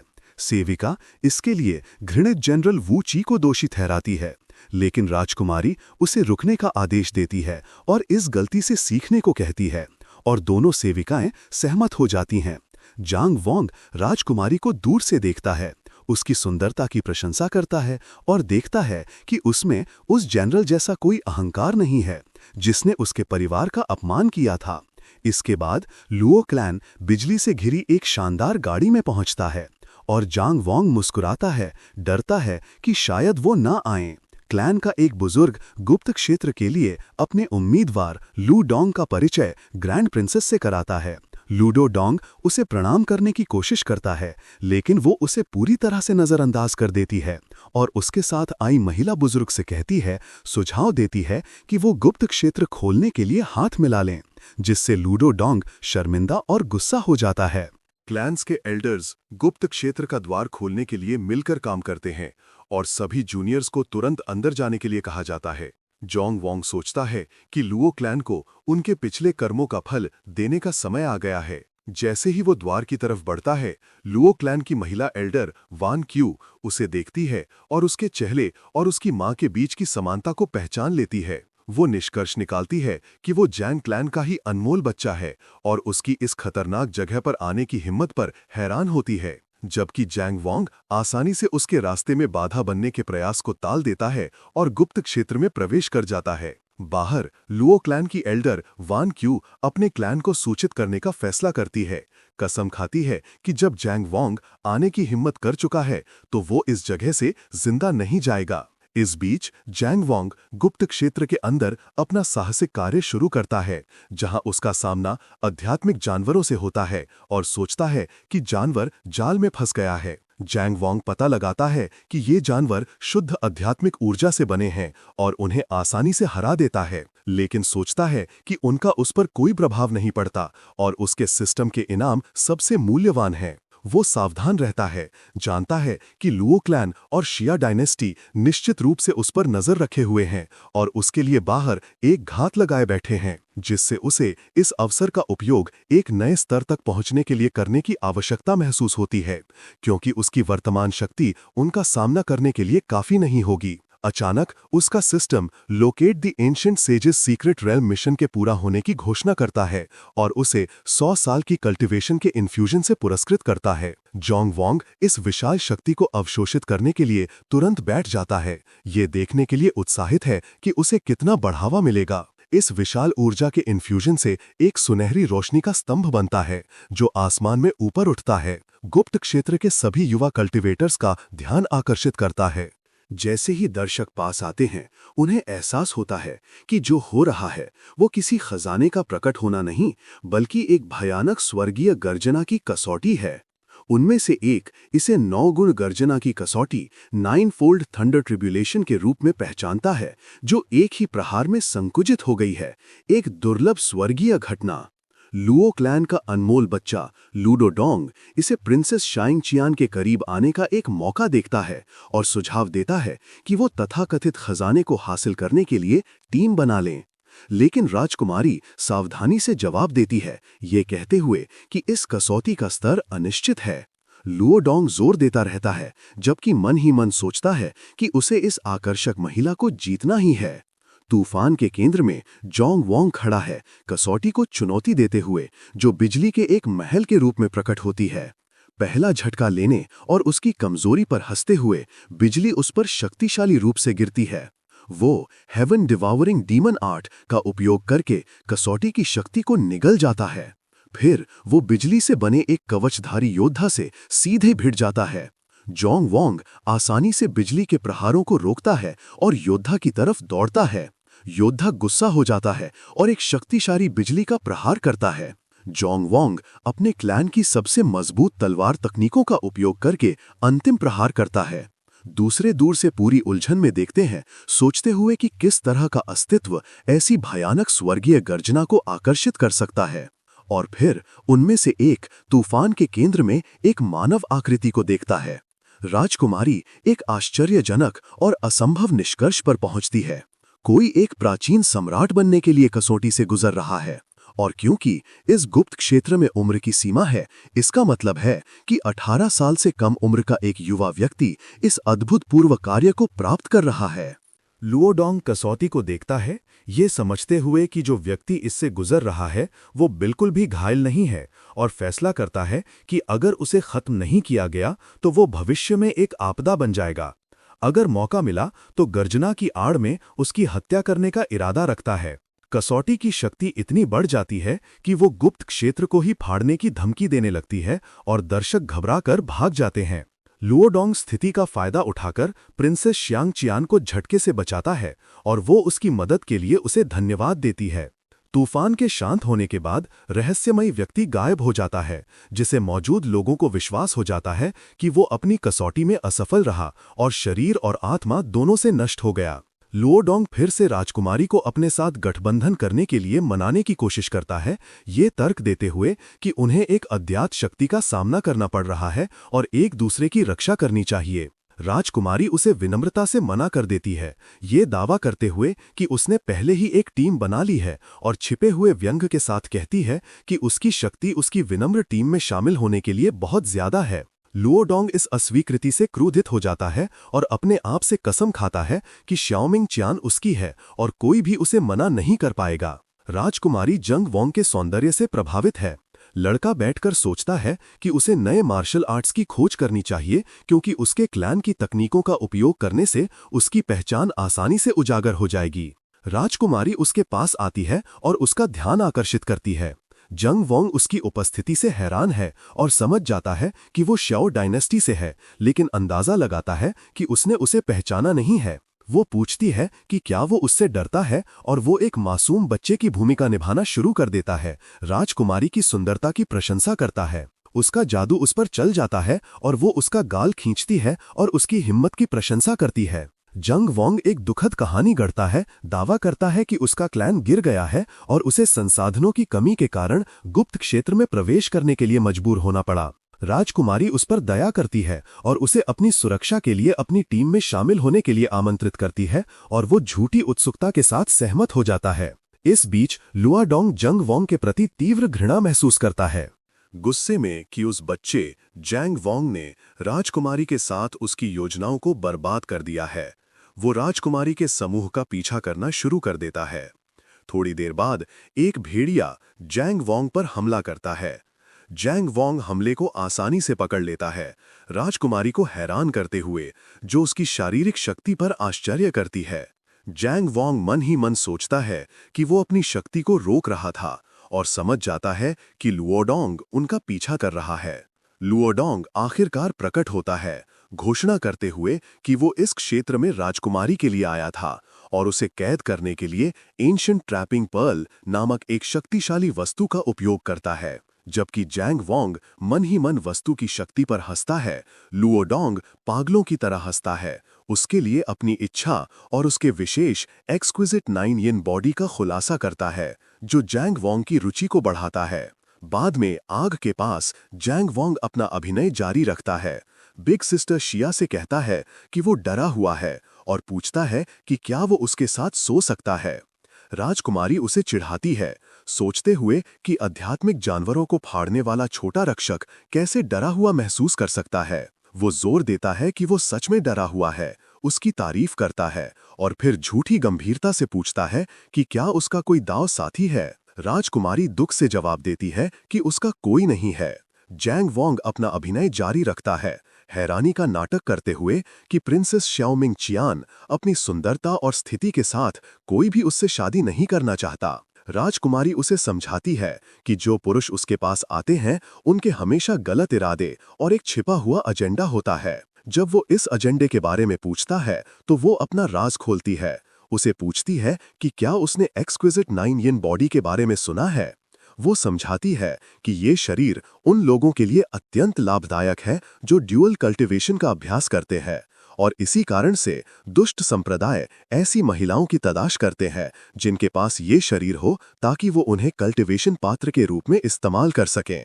जैंग वोंग समझने का नाटक करता है, झूठे गुस्से में अपनी मुट्ठी भींचता है और कसम खाता है कि वो उसे किसी भी बुरे आदमी से बचाएगा जो उसके पास आने की हिम्मत करेगा। राजकुमारी उसकी बचकानी जलन पर मुस्कुराती है और उसे अब आराम करने के लिए कहती है जब वो आग के पास बैठे होते हैं। जैंग वोंग महसूस करता है कि वो आदमी लुओडोंग अभी भी पास में है। लगातार निगरानी से परेशान होकर वो फैसला करता है कि उसे उस जानवर लुओडोंग से जल्दी छुटकारा पाना होगा ताकि कुछ शांति मिल सके और कैंप से दूर चला जाता है। राजकुमारी चिंता से उसके पीछे जाती है और धीरे से उसे लापरवाह होने और अकेले बाहर जाने के लिए डांटती है। जैसे ही वो उससे माफी मांग रहा होता है, लुओडोंग जो उन्हें जलन से देख रहा था प्रकट होता है और जैंग वोंग पर हमला करता है, चिल्लाते हुए कि वो मौत ढूंढ रहा है। जैंग वोंग शांति से मुड़ता है और उसे बताता है कि वो उसका इंतजार कर रहा था।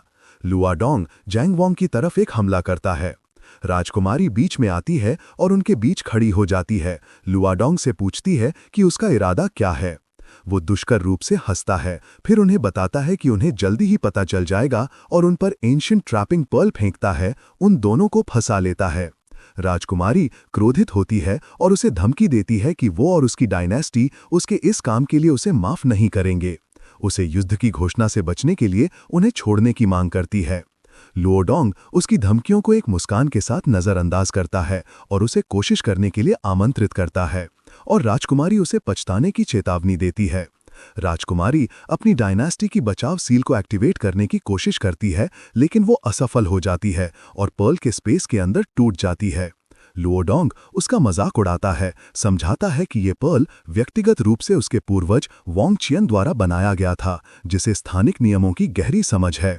वो जोड़ता है कि पर्ल प्राचीन सम्राट से नीचे के लोगों के लिए सभी आध्यात्मिक ऊर्जा संचालन को सील कर देता है और उसे चुपचाप आत्मसमर्पण करने की सलाह देता है। स्थिति की गंभीरता को समझते हुए राजकुमारी एक योजना बनाती है और जैंग वोंग से धीरे से कहती है कि वो उसे गुप्त क्षेत्र से बाहर भेजने के लिए एक विधि का उपयोग करेगी। उसे आदेश देती है कि जैसे ही वो बाहर निकले वो उसकी डायनेस्टी की सेनाओं को बुला ले। उसके अपनी योजना को अंजाम देने से पहले लुआ डोंग अपना ध्यान जैंग वोंग की तरफ मोड़ता है और उस पर हंसता है, कहता है कि वो वही 5 साल पहले लुओ क्लैन से त्यागा गया बच्चा होना चाहिए। राजकुमारी उलझन में सोचती है कि लुआ डोंग के शब्दों का क्या मतलब है। जैंग वोंग शांति से जवाब देता है, 2 बातों को स्पष्ट करते हुए। पहला, वो उस श्रापित लुओ क्लैन से जुड़े होने को सख्ती से नकार देता है, अपना नाम जैंग वोंग घोषित करते हुए। दूसरा, वो लुआ डोंग से व्यंग्यात्मक ढंग से पूछता है कि क्या वो सच में सोचता है कि वो पहले ही जीत चुका है। लुआ डोंग हंसता है, मौत के कगार पर होते हुए जैंग वोंग को शेखी बघारने के लिए उसका मजाक उड़ाता है और कसम खाता है कि वो अपने क्लैन की ओर से उसकी जान लेगा। राजकुमारी पर्ल की शक्ति के खिलाफ संघर्ष करते हुए लुआ डोंग को एक बेशर्म दैत्य कहती है। ये मानते हुए कि स्थिति निराशाजनक है, वो खुद को कुर्बान करने की योजना बनाती है ताकि लुआ डोंग का ध्यान भटकाया जा सके, जबकि जैंग वोंग मदद लेने के लिए भाग जाए। लेकिन जैंग वोंग उसकी योजना को अस्वीकार कर देता है, उसे आराम करने के लिए कहता है क्योंकि उसके पास एक सरल योजना है। वो हवा में उठता है, एक शक्तिशाली सुनहरी ऑरा से घिरा हुआ। लुआ डोंग को हैरानी में छोड़ देता है, ये समझने में असमर्थ कि वो पर्ल के अंदर फंसे हुए भी आध्यात्मिक ऊर्जा का उपयोग कैसे कर सकता है। जैंग वोंग उस वस्तु पर हंसता है, उसे एक टूटा हुआ मोती कहता है और फिर अपने हाथ के एक साधारण झटके से उस पर लगाई गई सीमाओं की शक्ति को तोड़ देता है। वो तुरंत लुओ डोंग के सामने प्रकट होता है और उसे कहता है कि उसे नीचे देखा जाना पसंद नहीं है। फिर उसके माथे पर अपनी उंगली से टैप करता है। ये साधारण ताप लुओ डोंग की आध्यात्मिक ऊर्जा को नष्ट कर देता है और उसकी हड्डियां टूट जाती हैं और वो जमीन पर गिर जाता है। राजकुमारी इस दृश्य को हैरानी से देखती है जब लुओ डोंग पूरी तरह से बेबस होकर जमीन पर गिर जाता है, चिल्लाते हुए कि जो हो रहा है वो असंभव है। जैंग वोंग उसके ऊपर खड़ा होता है और व्यंग्यात्मक ढंग से पूछता है कि क्या वो अब लुओ क्लैन के त्यागे हुए बच्चे की शक्ति से संतुष्ट है। लुओ डोंग अपनी जान की भीख मांगता है, कसम खाता है कि वो किसी को नहीं बताएगा कि क्या हुआ। जैंग वोंग घृणा से जवाब देता है, पूछता है कि क्या वो सोचता है कि वो लुओ क्लैन से डरता है और ऐलान करता है कि वो वयस्क होने से पहले उनसे व्यक्तिगत रूप से मिलेगा और अभी के लिए वो सिर्फ कुछ ब्याज वसूल करेगा। वो लुओ डोंग के शरीर में एक सुनहरा ऊर्जा का कोर लगा देता है। लुओ डोंग दहशत में उससे पूछता है कि उसने उसके साथ क्या किया है। जैंग वोंग समझाता है कि वो खून का प्यासा नहीं है क्योंकि उसकी मां ने उसे दया सिखाई है और इसलिए वो उसे 3 अगरबत्तियों के जलने के समय के अंदर अपने पूर्वज तक पहुंचकर सुनहरा कोर निकलवाने का मौका देगा और अगर वो सफल हो जाता है तो शायद वो जिंदा बच जाए। राजकुमारी जैंग वोंग को चेतावनी देने की कोशिश करती है कि लुओ डोंग को छोड़ने से उस पर और जांग परिवार पर आपदा आएगी। जैंग वोंग उसे विश्वास दिलाता है कि वो छोटा चोर भाग नहीं पाएगा। जैसे ही लुओंग बदला लेने और जांग परिवार के विनाश की धमकियां चिल्लाते हुए भागता है और जैंग वोंग के शरीर की हर हड्डी को कुचलने की कसम खाता है, जैंग वोंग शांति से 3 से गिनती शुरू करता है। जब वो 1 तक पहुंचता है, लुआ डोंग दूरी पर फट जाता है। जैंग वोंग हैरान राजकुमारी की तरफ मुड़ता है और मुस्कुराते हुए कहता है कि वो दया दिखाने के बारे में मजाक कर रहा था और वो अपनी मां की बात कम ही सुनता है। घटनाओं को देखने के बाद प्रिंसेस शियांग चियान अपने आप से इस बात की पुष्टि करती है कि ये जैंग क्लैन का दिव्य बच्चा है। उसे अपने पिता के सगाई तोड़ने पर लगातार पछतावे की याद आती है और सोचती है कि ये मुलाकात चीजों को आसान करने का एक मौका हो सकती है। वो विस्फोट की जगह पर एक साथ जाते हैं। जैंग वोंग दिव्य बच्चे के खिताब को कम महत्व देता है, दावा करते हुए कि उसकी कल्टीवेशन जन्म से ही मजबूत थी और बस थोड़ी सी हलचल मचा दी। राजकुमारी फिर उससे पूछती है कि क्या वो वही था जिसने गुप्त क्षेत्र में तबाही मचाने वाली गर्जना की कसौटी का कारण बना। वो शांति से स्वीकार करता है कि उसने कसौटी का कारण बना, आह भरते हुए कि उसने उम्मीद नहीं की थी कि प्राचीन सम्राट के शिखर को पार करने के लिए एक सरल कसौटी इतनी हलचल मचा देगी। वो उदासी से कहता है कि स्वर्ग महान प्रतिभाओं से जलता है। राजकुमारी उसकी शक्ति और आत्मविश्वास से हैरान है, सोचते हुए कि वो एक प्राचीन देवता जैसा लगता है जो मर्त्यलोक में उतर आया है, और सोचती है कि जब वो बड़ा होगा तो क्या बनेगा। फिर इन विचारों के लिए खुद को डांटती है। जोंग वोंग उसकी चुप्पी पर ध्यान देता है और पूछता है कि क्या वो नाराज है। वो उससे इकरार करता है कि उसने शुरू में उसे जानबूझकर अपने पास रखा था ताकि उसे लुआ दोंग को लुभाने और खत्म करने के लिए एक चारे के रूप में इस्तेमाल कर सके। वो उसे विश्वास दिलाती है कि वो एक छोटी सोच वाली व्यक्ति नहीं है और गुस्सा नहीं है। इसके विपरीत उसे उसका धन्यवाद करना चाहिए कि उसने उसे एक छुपे हुए खतरे को हटाने में मदद की, और जोंग वोंग राहत के संकेत दिखाता है। बाद में आग के पास राजकुमारी उन अफवाहों पर विचार करती है कि जैंग क्लैन का चिलियन बेटा एक महान प्राचीन सम्राट का पुनर्जन्म हो सकता है, और अब महसूस करती है कि उन अफवाहों का सच में कोई आधार है। वो उसकी अपार प्रतिभा, चतुराई और वाक्पटुता पर आश्चर्य करती है। निष्कर्ष निकालती है कि उसकी पीढ़ी में कुछ ही लोग उसकी तुलना कर सकते हैं। जैंग वोंग उसके विचारों को तोड़ता है और एक मासूम बच्चे की अपनी भूमिका में वापस आ जाता है, जोर से सोचते हुए कि भविष्य में बड़ी बहन शिया से शादी करने वाला भाग्यशाली कौन होगा, जिससे वो घबरा जाती है और उसके अजीब सवालों पर हैरान होती है। इसके बाद उसकी बातचीत गंभीर हो जाती है। वो उसे चेतावनी देती है कि वो लुओ क्लैन के साथ स्थिति की गंभीरता को नहीं समझ रहा है। समझाती है कि लुओ डोंग उनके सीधे वंश का था और उनके पूर्वज इस मामले को शांति से नहीं छोड़ेंगे। वो उसे उस घाट की भी याद दिलाती है जो उसकी डायनेस्टी और लुओ क्लैन ने गुप्त क्षेत्र के बाहर उसके लिए बिछाया है। जैंग वोंग अवहेलना से जवाब देता है, कहता है कि वो लुओ वोंग को एक ही हथेली के प्रहार से मार देगा, और राजकुमारी उसके अति विश्वास को चुनौती देती है। पूछती है कि जब लुओ क्लैन की असली शक्ति उस पर उतरेगी तो वो क्या करेगा। समझाती है कि क्लैन के पास उसे भगाने में मदद करने के लिए कई शक्तिशाली विशेषज्ञ हैं। वो उसे अपने पिता से एक आध्यात्मिक खजाना देती है जो उसकी ऑरा को छिपा सकता है। वो जोर देती है कि वो इसे ले, कहती है कि उसने उसकी मदद की और ग्रेट जिया डायनेस्टी जरूरी नहीं कि हमेशा उसकी दुश्मन बनी रहे। जैंग वोंग तोहफा स्वीकार करता है, लेकिन अपनी स्थिति स्पष्ट करता है। उनकी दोस्ती व्यक्तिगत है, लेकिन वो उसकी डायनेस्टी के प्रति कोई सद्भावना नहीं रखता, और वो जनरल वुई को उसकी मां का अपमान करने और उसके क्लैन के साथ गलत करने के लिए सजा दिलाने की कसम खाता है। एक आश्चर्यजनक कदम में राजकुमारी उससे पूछती है, क्या होगा अगर हम वुई को सौंप दें? प्रिंसेस सिया की बातें सुनने के बाद जंग वोंग सवाल करता है कि क्या उसके पास सच में इसके लिए अथॉरिटी, अधिकार है। वो जवाब देती है कि उसके पिता को लुओ फैमिली ने धोखा दिया था और यही वजह थी उसके जंग वोंग सगाई तोड़ने की। वो कहती है कि अगर वुकुई को सौंप देने से जंगलान और ग्रेट साया डुबिन डायनेस्टी के बीच रिश्ते आसान हो जाते हैं, उसके पिता ह्यूमन एम्परर इस फैसले से जरूर सहमत होंगे। आगे कहती है कि वो अपना जेट पेंडेंट भी देने को तैयार है उसे। आरएमसी उसे बड़ी बहन सिया कहता है कि उसने सिया ने पहले ही उसकी एमसी की पीक एंशिएंट एम्परर रेल्म की ताकत अपनी आंखों से देखी है, और समझाता है कि यही वजह थी कि उसने विश्वास किया कि ह्यूमन एम्परर शायद वुई को सौंप देंगे रिश्ता फिर से जोड़ने के लिए।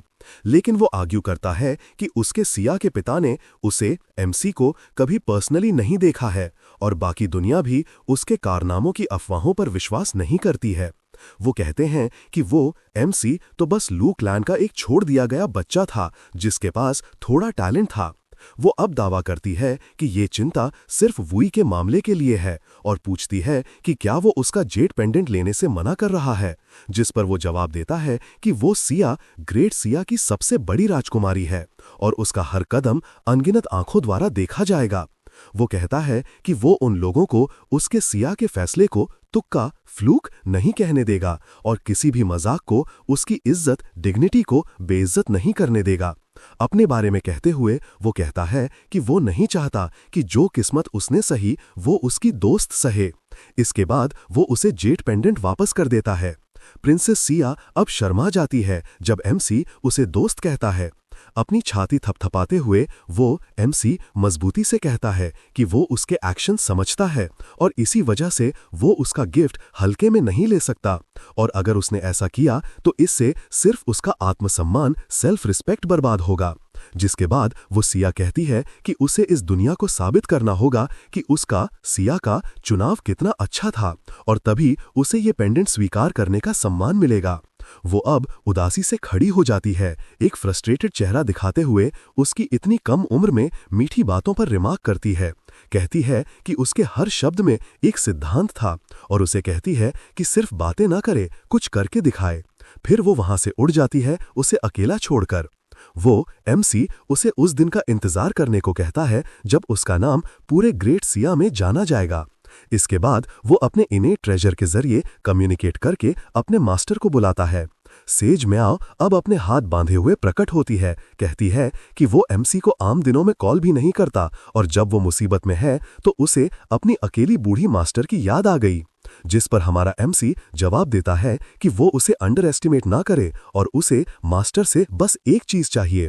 वो फिर एक पाउच थैली पेश करता है और कहता है कि उसने लू क्लैन के सीधे वारिस को खत्म कर दिया है, और वो लोग सीक्रेट रेल्म के बाहर उस पर हमला अम्बुश करने की प्लानिंग कर रहे थे, जबकि वहां एक 4th लेवल का एंशिएंट एम्परर है जिसे वो थोड़ी कोशिश से मार सकता है, लेकिन इससे लू क्लैन का एंशिएंट सेज प्रकट हो सकता है।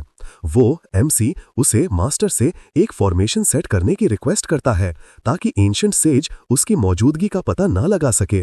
कहता है कि उसके पास सिचुएशन से बचने के अपने तरीके हैं। सेज म्याओ अब मुस्कुराती है और उसकी तरफ उंगली दिखाती है, कहती है कि जो डाओ कल्टिवेट करते हैं उन्हें मर्जी के मुताबिक काम भी करना चाहिए, और वो मास्टर उसके रास्ते में उसकी मदद करेगी। जंग वोंग अब ऊपर उड़ता है ये सोचते हुए कि लू क्लैन के एंसेस्टर पूर्वज का मामला सुलझ गया है और उसे सिचुएशन से निपटने के लिए थोड़ी मेहनत करनी चाहिए। वो सभी कल्टिवेटर्स को उसकी बात सुनने के लिए कहता है, उन्हें फेलो डाओइस्ट कहकर। वो इंट्रोड्यूस करता है कि वो जंग वोंग अब सीक्रेट रेल्म को पर्ज करेगा और इसमें अपनी पूरी ताकत इस्तेमाल करेगा और सबकी सुरक्षा की गारंटी नहीं दे सकता। वो अब सबको आसमान में इकट्ठा होने और 15 मिनट के अंदर उसे फॉलो करने को कहता है और उन्हें इसे एक चेतावनी समझने को कहता है। वो कहता है कि अगर वो ऐसा करने में फेल हुए तो परिणाम उन्हें ही भुगतने होंगे। प्रिंसेस सिया अब ग्रेट सिया के सभी लोगों को आसमान में उसके पीछे आने को कहती है, जिस पर वो लोग पूछते हैं कि क्या वो सच में आरएमसी हमारे एमसी पर विश्वास करती है। कहते हैं कि वो तो बस 5 साल का बच्चा है। जब वो बोल ही रहा था, प्रिंसेस सिया गुस्से वाले चेहरे के साथ मुड़ती है और उनसे पूछती है कि क्या वो सबसे बड़ी राजकुमारी के तौर पर उसके फैसले पर शक डाउट कर रहे हैं। वो अब ऊपर उड़ना शुरू कर देते हैं और एक कल्टिवेटर पूछता है कि क्या वो ग्रेट सिया की सबसे बड़ी राजकुमारी थी। कहता है कि ग्रेट सिया के लोग भी आरएमसी के पीछे चले गए हैं और पूछता है कि उन्हें क्या करना चाहिए। कुछ कल्टिवेटर्स भी उनके पीछे ये सोचते हुए चल देते हैं कि उन्होंने इसके लिए बहुत मेहनत की है और वो नहीं चाहेंगे कि उन्हें कुछ हो। जबकि कुछ लोग आरएमसी के पीछे गए, वहीं कुछ ऐसे भी थे जो स्क्रिप्ट फॉलो कर रहे थे, आरएमसी की ताकत पर सवाल उठा रहे थे, उसे एक छोड़ दिया गया बच्चा कह रहे थे और सवाल कर रहे थे कि क्या अफवाहें सच में लेजिट सही थी या नहीं। दूसरा कहता है कि प्रिंसेस सिया भी उसके पीछे जा रही है और व्यूअर्स को चैनल सब्सक्राइब ना करने में क्या दिक्कत है। सवाल करता है कि वो सिया इस माइंडसेट सोच से दाव कैसे प्राप्त कर सकती है।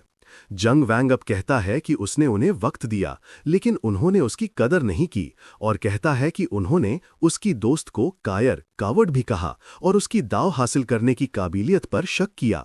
वो अब अपनी स्पिरिचुअल एनर्जी चैनल करता है और एक बड़ी तलवार बनाता है और उनसे कहता है कि वो खुद देखें कि वो उसकी तलवार के नीचे ग्रेट दाव कैसे पाते हैं। इसके साथ वो तलवार को नीचे की तरफ स्लैश करके सीक्रेट रेल्म को चीर देता है, जमीन को 2 हिस्सों में बांट देता है और उसे तबाह कर देता है। सभी स्पिरिचुअल बीस्ट्स अब मर चुके थे और बचे हुए कल्टिवेटर्स डर के मारे भाग जाते हैं। जो कल्टिवेटर्स पीछे आए थे वो हैरानी से सोचते हैं कि क्या ये सिर्फ एक बच्चे ने किया है और ये किस तरह की ताकत थी। प्रिंसेस सिया भी सोचती है कि क्या ये वो ताकत थी जो वो उसके पिता को दिखाना चाहता था। उसका मुंह अभी भी खुला हुआ है और फिर वो रिकॉर्ड करने के लिए एक रिकॉर्डिंग स्टोन निकालती है। इस सीन को जंग वैंग अब कुछ स्पिरिचुअल एनर्जी एब्जॉर्ब करता है और फिर अपनी स्पिरिचुअल एनर्जी को रिस्टोर पूरा करता है। उन सब का शुक्रिया, ग्रैटिट्यूड अदा करते हुए जिन्होंने उस पर विश्वास किया, वो उन्हें इस स्पिरिचुअल पावर को आपस में बांटने को कहता है, क्योंकि वो लालची इंसान नहीं है। सभी कल्टिवेटर्स अब अपना आभार व्यक्त करते हैं और एब्जॉर्प्शन शुरू कर देते हैं। आरएमसी प्रिंसेस सिया को बुलाता है और उसे बताता है कि उसने उसके एडवांसमेंट, तरक्की के लिए जरूरी स्पिरिचुअल पावर पहले ही सेट कर दी है, उसे लेने को कहता है। वो रिमार्क करती है कि ये वाकई अजीब था कि उसने उसका जेड पेंडेंट एक्सेप्ट नहीं किया और अब उसे स्पिरिचुअल पावर एक्सेप्ट करने को कह रहा है, जिस पर वो एमसी उसे जल्दबाजी न करने को कहता है कि उसे रिकॉर्डिंग स्टोन अपने हाथ में पकड़े रहना चाहिए, कहता है कि जो आगे होने वाला है वो मेन इवेंट है, जिसके बाद वो सीक्रेट रेल्म को फाड़कर खोलना शुरू कर देता है। हम देखते हैं कि सीक्रेट रेल्म के बाहर एक पूरी आर्मी इकट्ठा है और वो सीक्रेट रेल्म के जल्दी खुलने पर सवाल कर रहे हैं, क्योंकि उसके खुलने में अभी भी काफी टाइम था। वो हैरान है कि क्या अंदर कोई इमॉर्टल एम्परर रेल्म का पावर हाउस है, क्योंकि सिर्फ वही ऐसा कारनामा कर सकते हैं। लू क्लैन का एल्डर सोचता है कि क्या ये लुओडोंग था जो शाओमियंग की निन स्पिरिट बॉडी का इस्तेमाल करके इमॉर्टल रेल्म में ब्रेक थ्रू करने में कामयाब रहा। सीक्रेट रेल्म का रास्ता अब खुलता है और हम अपने एमसी और प्रिंसेस शिया को बाहर निकलते हुए देखते हैं। लू क्लैन की बूढ़ी औरत अब चिल्लाती है जंग क्लैन के बिगड़े बच्चे पर, जिसने सीक्रेट रेल्म में घुसने की हिम्मत की, सीक्रेट रेल्म की बिल्कुल भी परवाह न करते हुए। उसका चेहरा झुर्रियों से भरा दिख रहा है, फिर भी गुस्से में है, जिससे वो झुर्रियां और ज्यादा दिख रही हैं। जंग वैंग प्रिंसेस सिया से पूछता है कि क्या वो तैयार है, और वो ये मामला उस पर छोड़ने को कहती है। वो अब ग्रेट शिया की सभी सेनाओं को उसके आदेश को सुनने और पीछे हटने का ऑर्डर देती है। जनरल्स ये देखकर शॉक्ड थे और टेलीपैथी के जरिए पूछते हैं कि क्या उसे बंधक बना लिया गया है, जिस पर वो उन्हें निश्चिंत रहने को कहती है और ये सिर्फ उन सबको हमारे हीरो से बचाने के लिए था।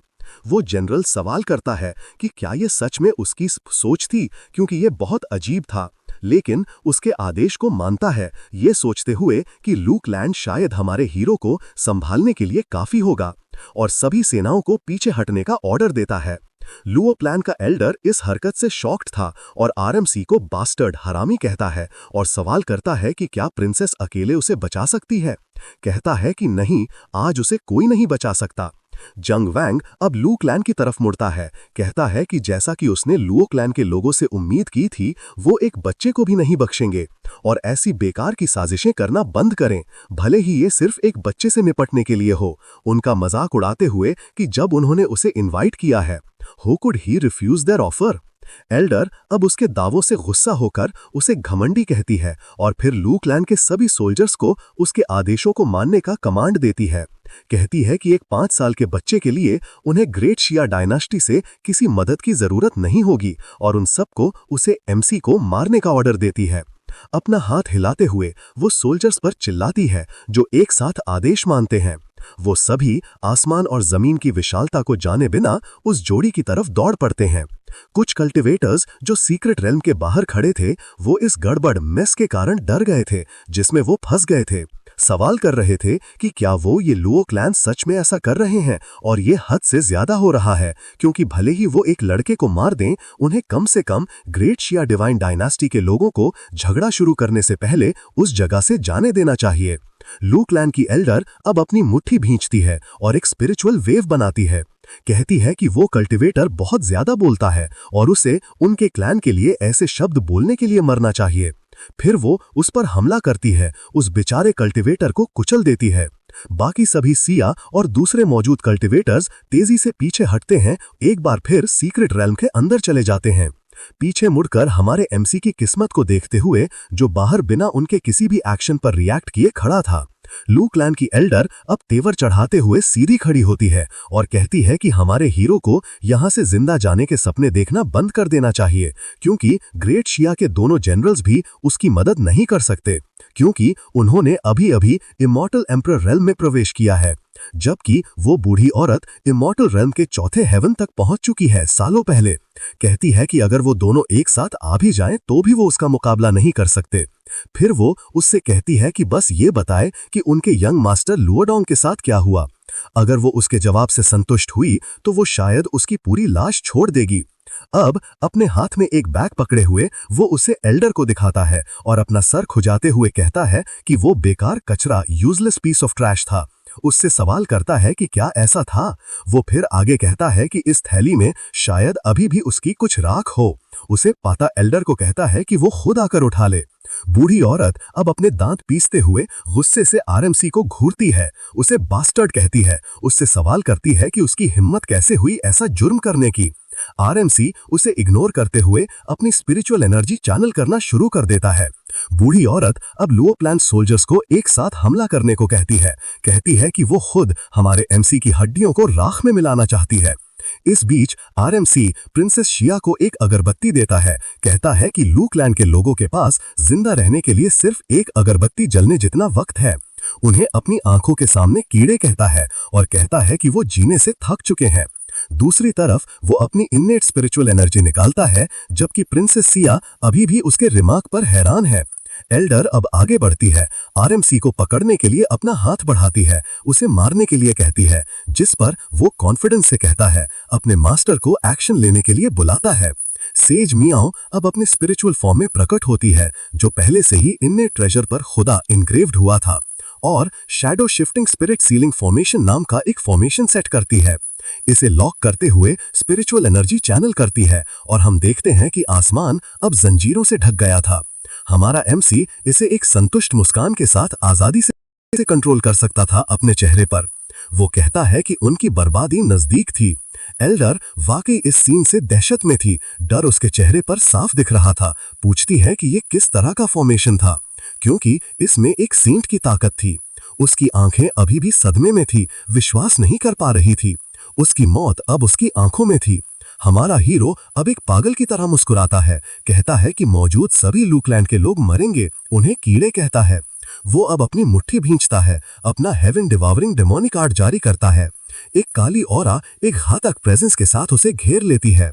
लुओ क्लैन के सोल्जर्स अभी भी उसकी तरफ बढ़ रहे हैं, बिना ये जाने कि क्या हो रहा है। हमारे हीरो के चारों तरफ एक नीला गोला बन गया था। मौजूद सभी लोग सवाल कर रहे थे कि ये क्या था, मदद के लिए चिल्ला रहे थे, क्योंकि उनकी स्पिरिचुअल पावर कंट्रोल से बाहर हो गई थी। उन सब की स्पिरिचुअल एनर्जी उस टेक्निक से खींची जा रही थी जो उसने इस्तेमाल की थी जब हेवन डिवावरिंग आर्ट रिलीज हुआ। मौजूद सभी कल्टिवेटर्स और सोल्जर्स की स्पिरिचुअल एनर्जी तेजी से खत्म हो रही थी और यहाँ तक कि लू क्लैन भी उसका मुकाबला नहीं कर पा रहा था। कुछ सोल्जर्स ने बूढ़ी औरत से अभी एक्शन लेने को कहा, क्योंकि उनके आदमी और ज्यादा नहीं टिक सकते थे। हर कोई ऐसे कारनामे के प्रदर्शन से डरा जाया था।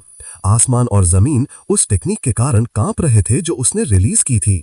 बाहर लुओ क्लैन की एल्डर अब अपनी स्पिरिचुअल एनर्जी आरएमसी पर फोकस करती है और कहती है कि इस तरह की टेक्निक और स्पिरिचुअल पावर इतने कम उम्र के इंसान में कभी नहीं देखी गई। She then gets shocked by the revelation of RMC's cultivation, जो इमॉर्टल एम्परर रेन के पीक पर था। इस खुलासे से डरकर वो बाहर की तरफ भागती है, कहती है कि ये असंभव, इम्पॉसिबल था। यूसे हर हाल में बचना, एस्केप होगा, भले ही आज सारे सोल्जर्स तबाह पेरिश हो जाएं। इसकी खबर उनके एंसेस्टर तक जल्द से जल्द पहुंचनी चाहिए। जिंदा बचने की चाहत में वो सभी सोल्जर्स को पीछे छोड़ देती है और हमारे हीरो से दूर भागने लगती है। यूसे भागते हुए देखकर जैंग वैंग मुस्कुराता है, स्मर्क्स करता है और कहता है कि उसने सोचा था कि वो भागने से पहले कम से कम कुछ वार तो करेगी। लुओ क्लैन की एल्डर अभी भी डर के मारे भाग रही है, सोचती है कि वो उस फॉर्मेशन से लगभग बाहर आ गई थी जो हमारे हीरो ने सेट किया था, और भला एक मामूली बच्चा इमॉर्टल एम्परर रेन के पीक पर कैसे हो सकता है। खुद से सवाल करती है कि उसने यानी एल्डर ने सैकड़ों सालों तक कल्टिवेशन किया है और सिर्फ इमॉर्टल एम्परर रेन के चौथे लेवल तक पहुंची है। पूछती है कि किस आधार पर उसके यानी एमसी के पास इसके पीक पर पहुंचने की योग्यता है, और वो भी सिर्फ 5 साल का बच्चा होकर। अपने दांत पीसती है, अभी भी अपने ख्यालों में ये ध्यान दिए बिना कि आरएमसी अब उसके सामने था। पूछता है कि वो इतनी जल्दी में क्यों थी। अपने हाथ आगे बढ़ाता है, अपनी स्पिरिचुअल एनर्जी चैनल करता है। एल्डर अब उसे घमंडी ना होने को कहती है और अपनी खुद की टेक्निक रिलीज करती है, जो एक विशाल हथेली ह्यूज पाम थी। ये हमला सिर्फ दिखावा था, उसमें कोई दम नहीं था। हमारा एमसी आराम से अपने हाथ बढ़ाता है, बूढ़ी औरत को पकड़ लेता है, सवाल करता है कि क्या उसने यानी एल्डर ने कहा था कि वो एमसी सच में घमंडी था।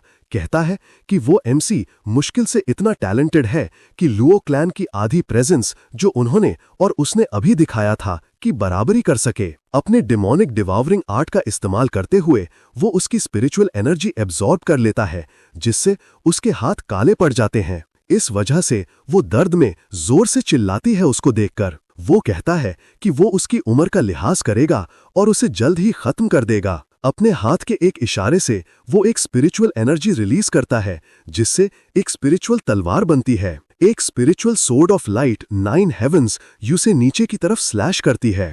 तलवार तेजी से उसकी एल्डर की तरफ बढ़ती है, जिसके पास बचने के लिए 1 सेकंड का भी वक्त नहीं था। उसकी मौत नजदीक थी। वो चिल्ला रही थी कि वो अपना अंत ऐसा नहीं चाहती। हमला अब उसके ऊपर गिरता है, सिर्फ खून का तालाब छोड़ जाता है, यहाँ तक कि उसके अवशेष भी नहीं। ग्रेट शिया डायनेस्टी के सोल्जर्स अभी भी ऊपर से इस कत्लेआम को देख रहे हैं और कहते हैं कि इस लेवल की ताकत सिर्फ इमॉर्टल एम्परर रेल्म के पीक पर ही हासिल की जा सकती है। और अगर प्रिंसेस शिया ने उन्हें पीछे हटने का आदेश नहीं दिया होता तो उनका भी वही अंजाम होता जो लुओ क्लैन की एल्डर का हुआ। कुछ कल्टिवेटर्स कहते हैं कि वो सच में बच गए और दूसरे कहते हैं कि ये एक इमॉर्टल एम्परर पावर हाउस की ताकत थी। और ये सोचना अजीब है कि जिसने सीक्रेट रेल में ट्रेब्यूलेशन को पार किया वो सिर्फ एक बच्चा था। जनरल वुई अपने दांत पीसते हुए सोचता है कि लुओ क्लैन, जिसने जैंग वैंग को कचरा समझकर निकाल दिया था, वो अब सिर्फ 5 साल की उम्र में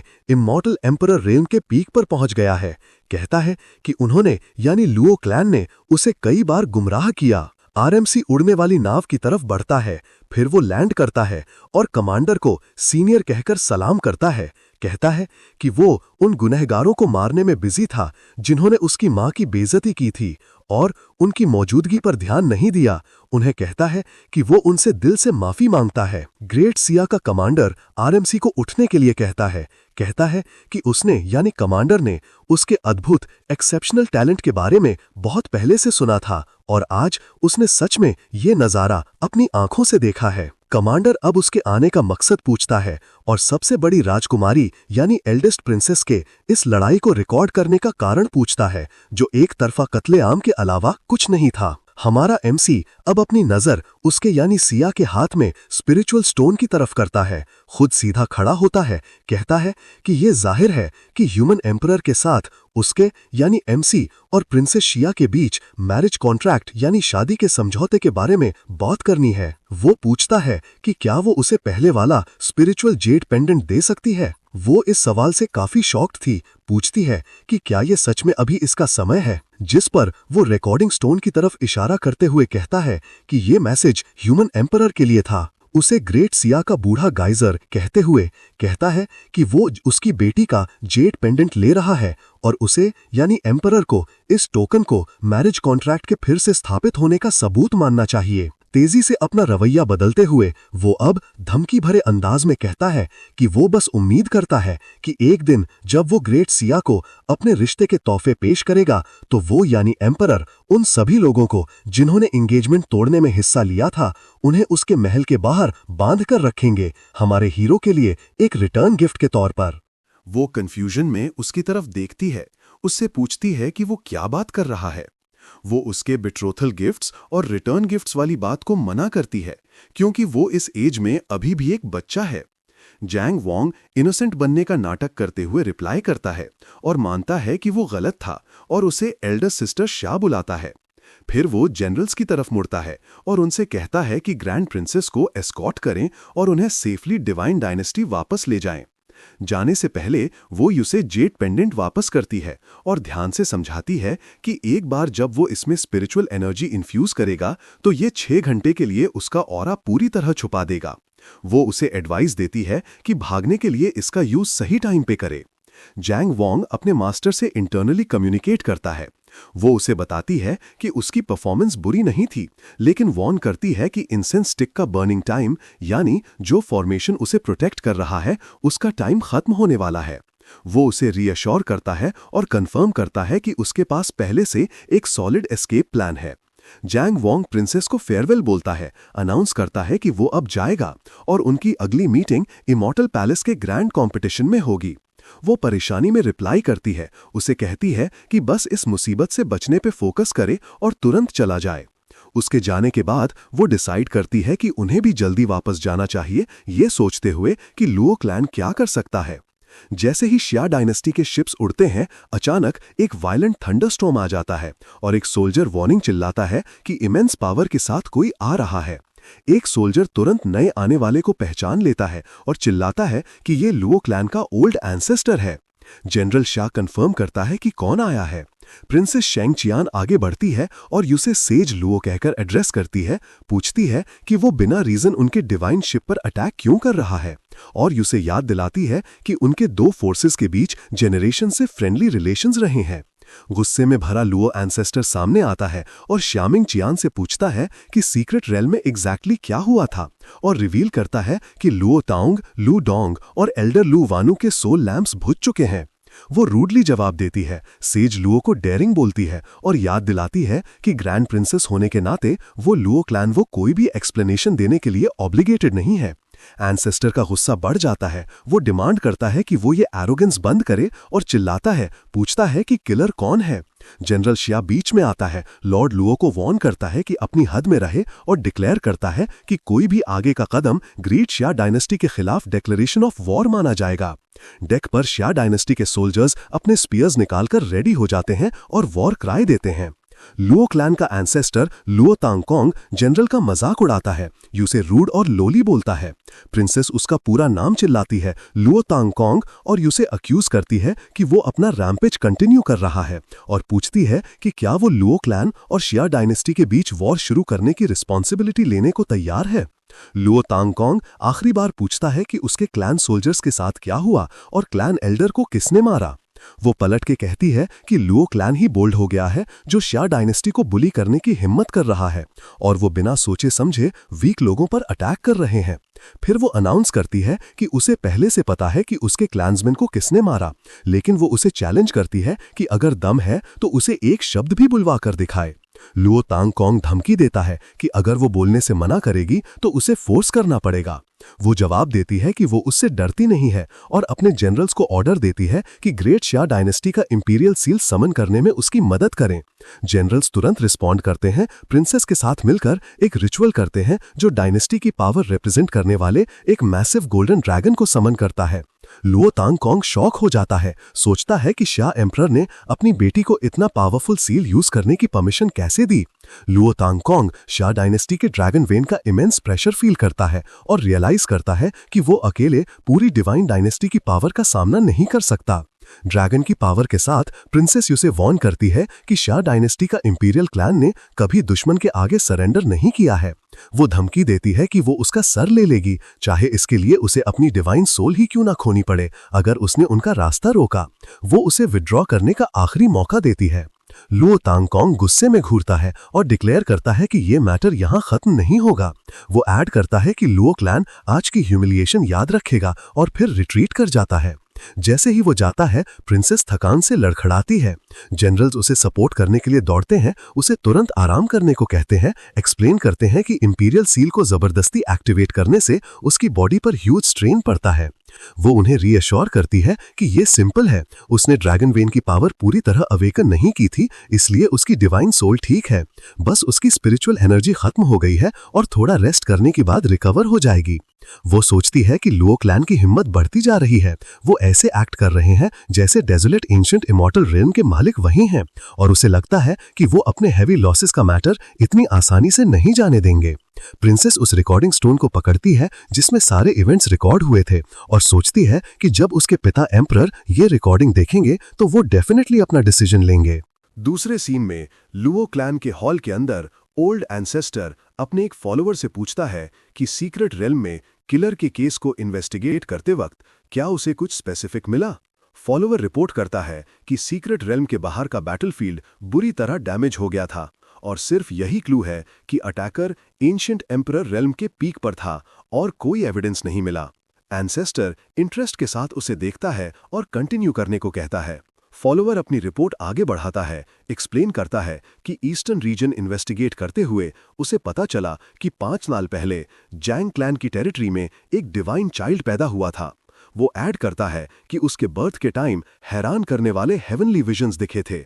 एक गोल्डन लोटस जो बिटर सी से खिला था, माउंटेन्स और रिवर्स का मैप, और यहाँ तक कि एक एंशिएंट किंग जो 9 हेवन से डिसेंड हुआ था। ओल्ड एंसेस्टर शॉक में अपनी सीट से कूद पड़ता है और चिल्लाता है, क्या? वो डिसबिलीफ में विजन रिपीट करता है, एक एंशिएंट किंग जो 9 हेवन से डिसेंड हुआ, और एक्सप्लेन करता है कि ऐसा विजन तभी होता है जब लेजेंडरी आर्केक सेक्रेड बॉडी का बर्थ होता है।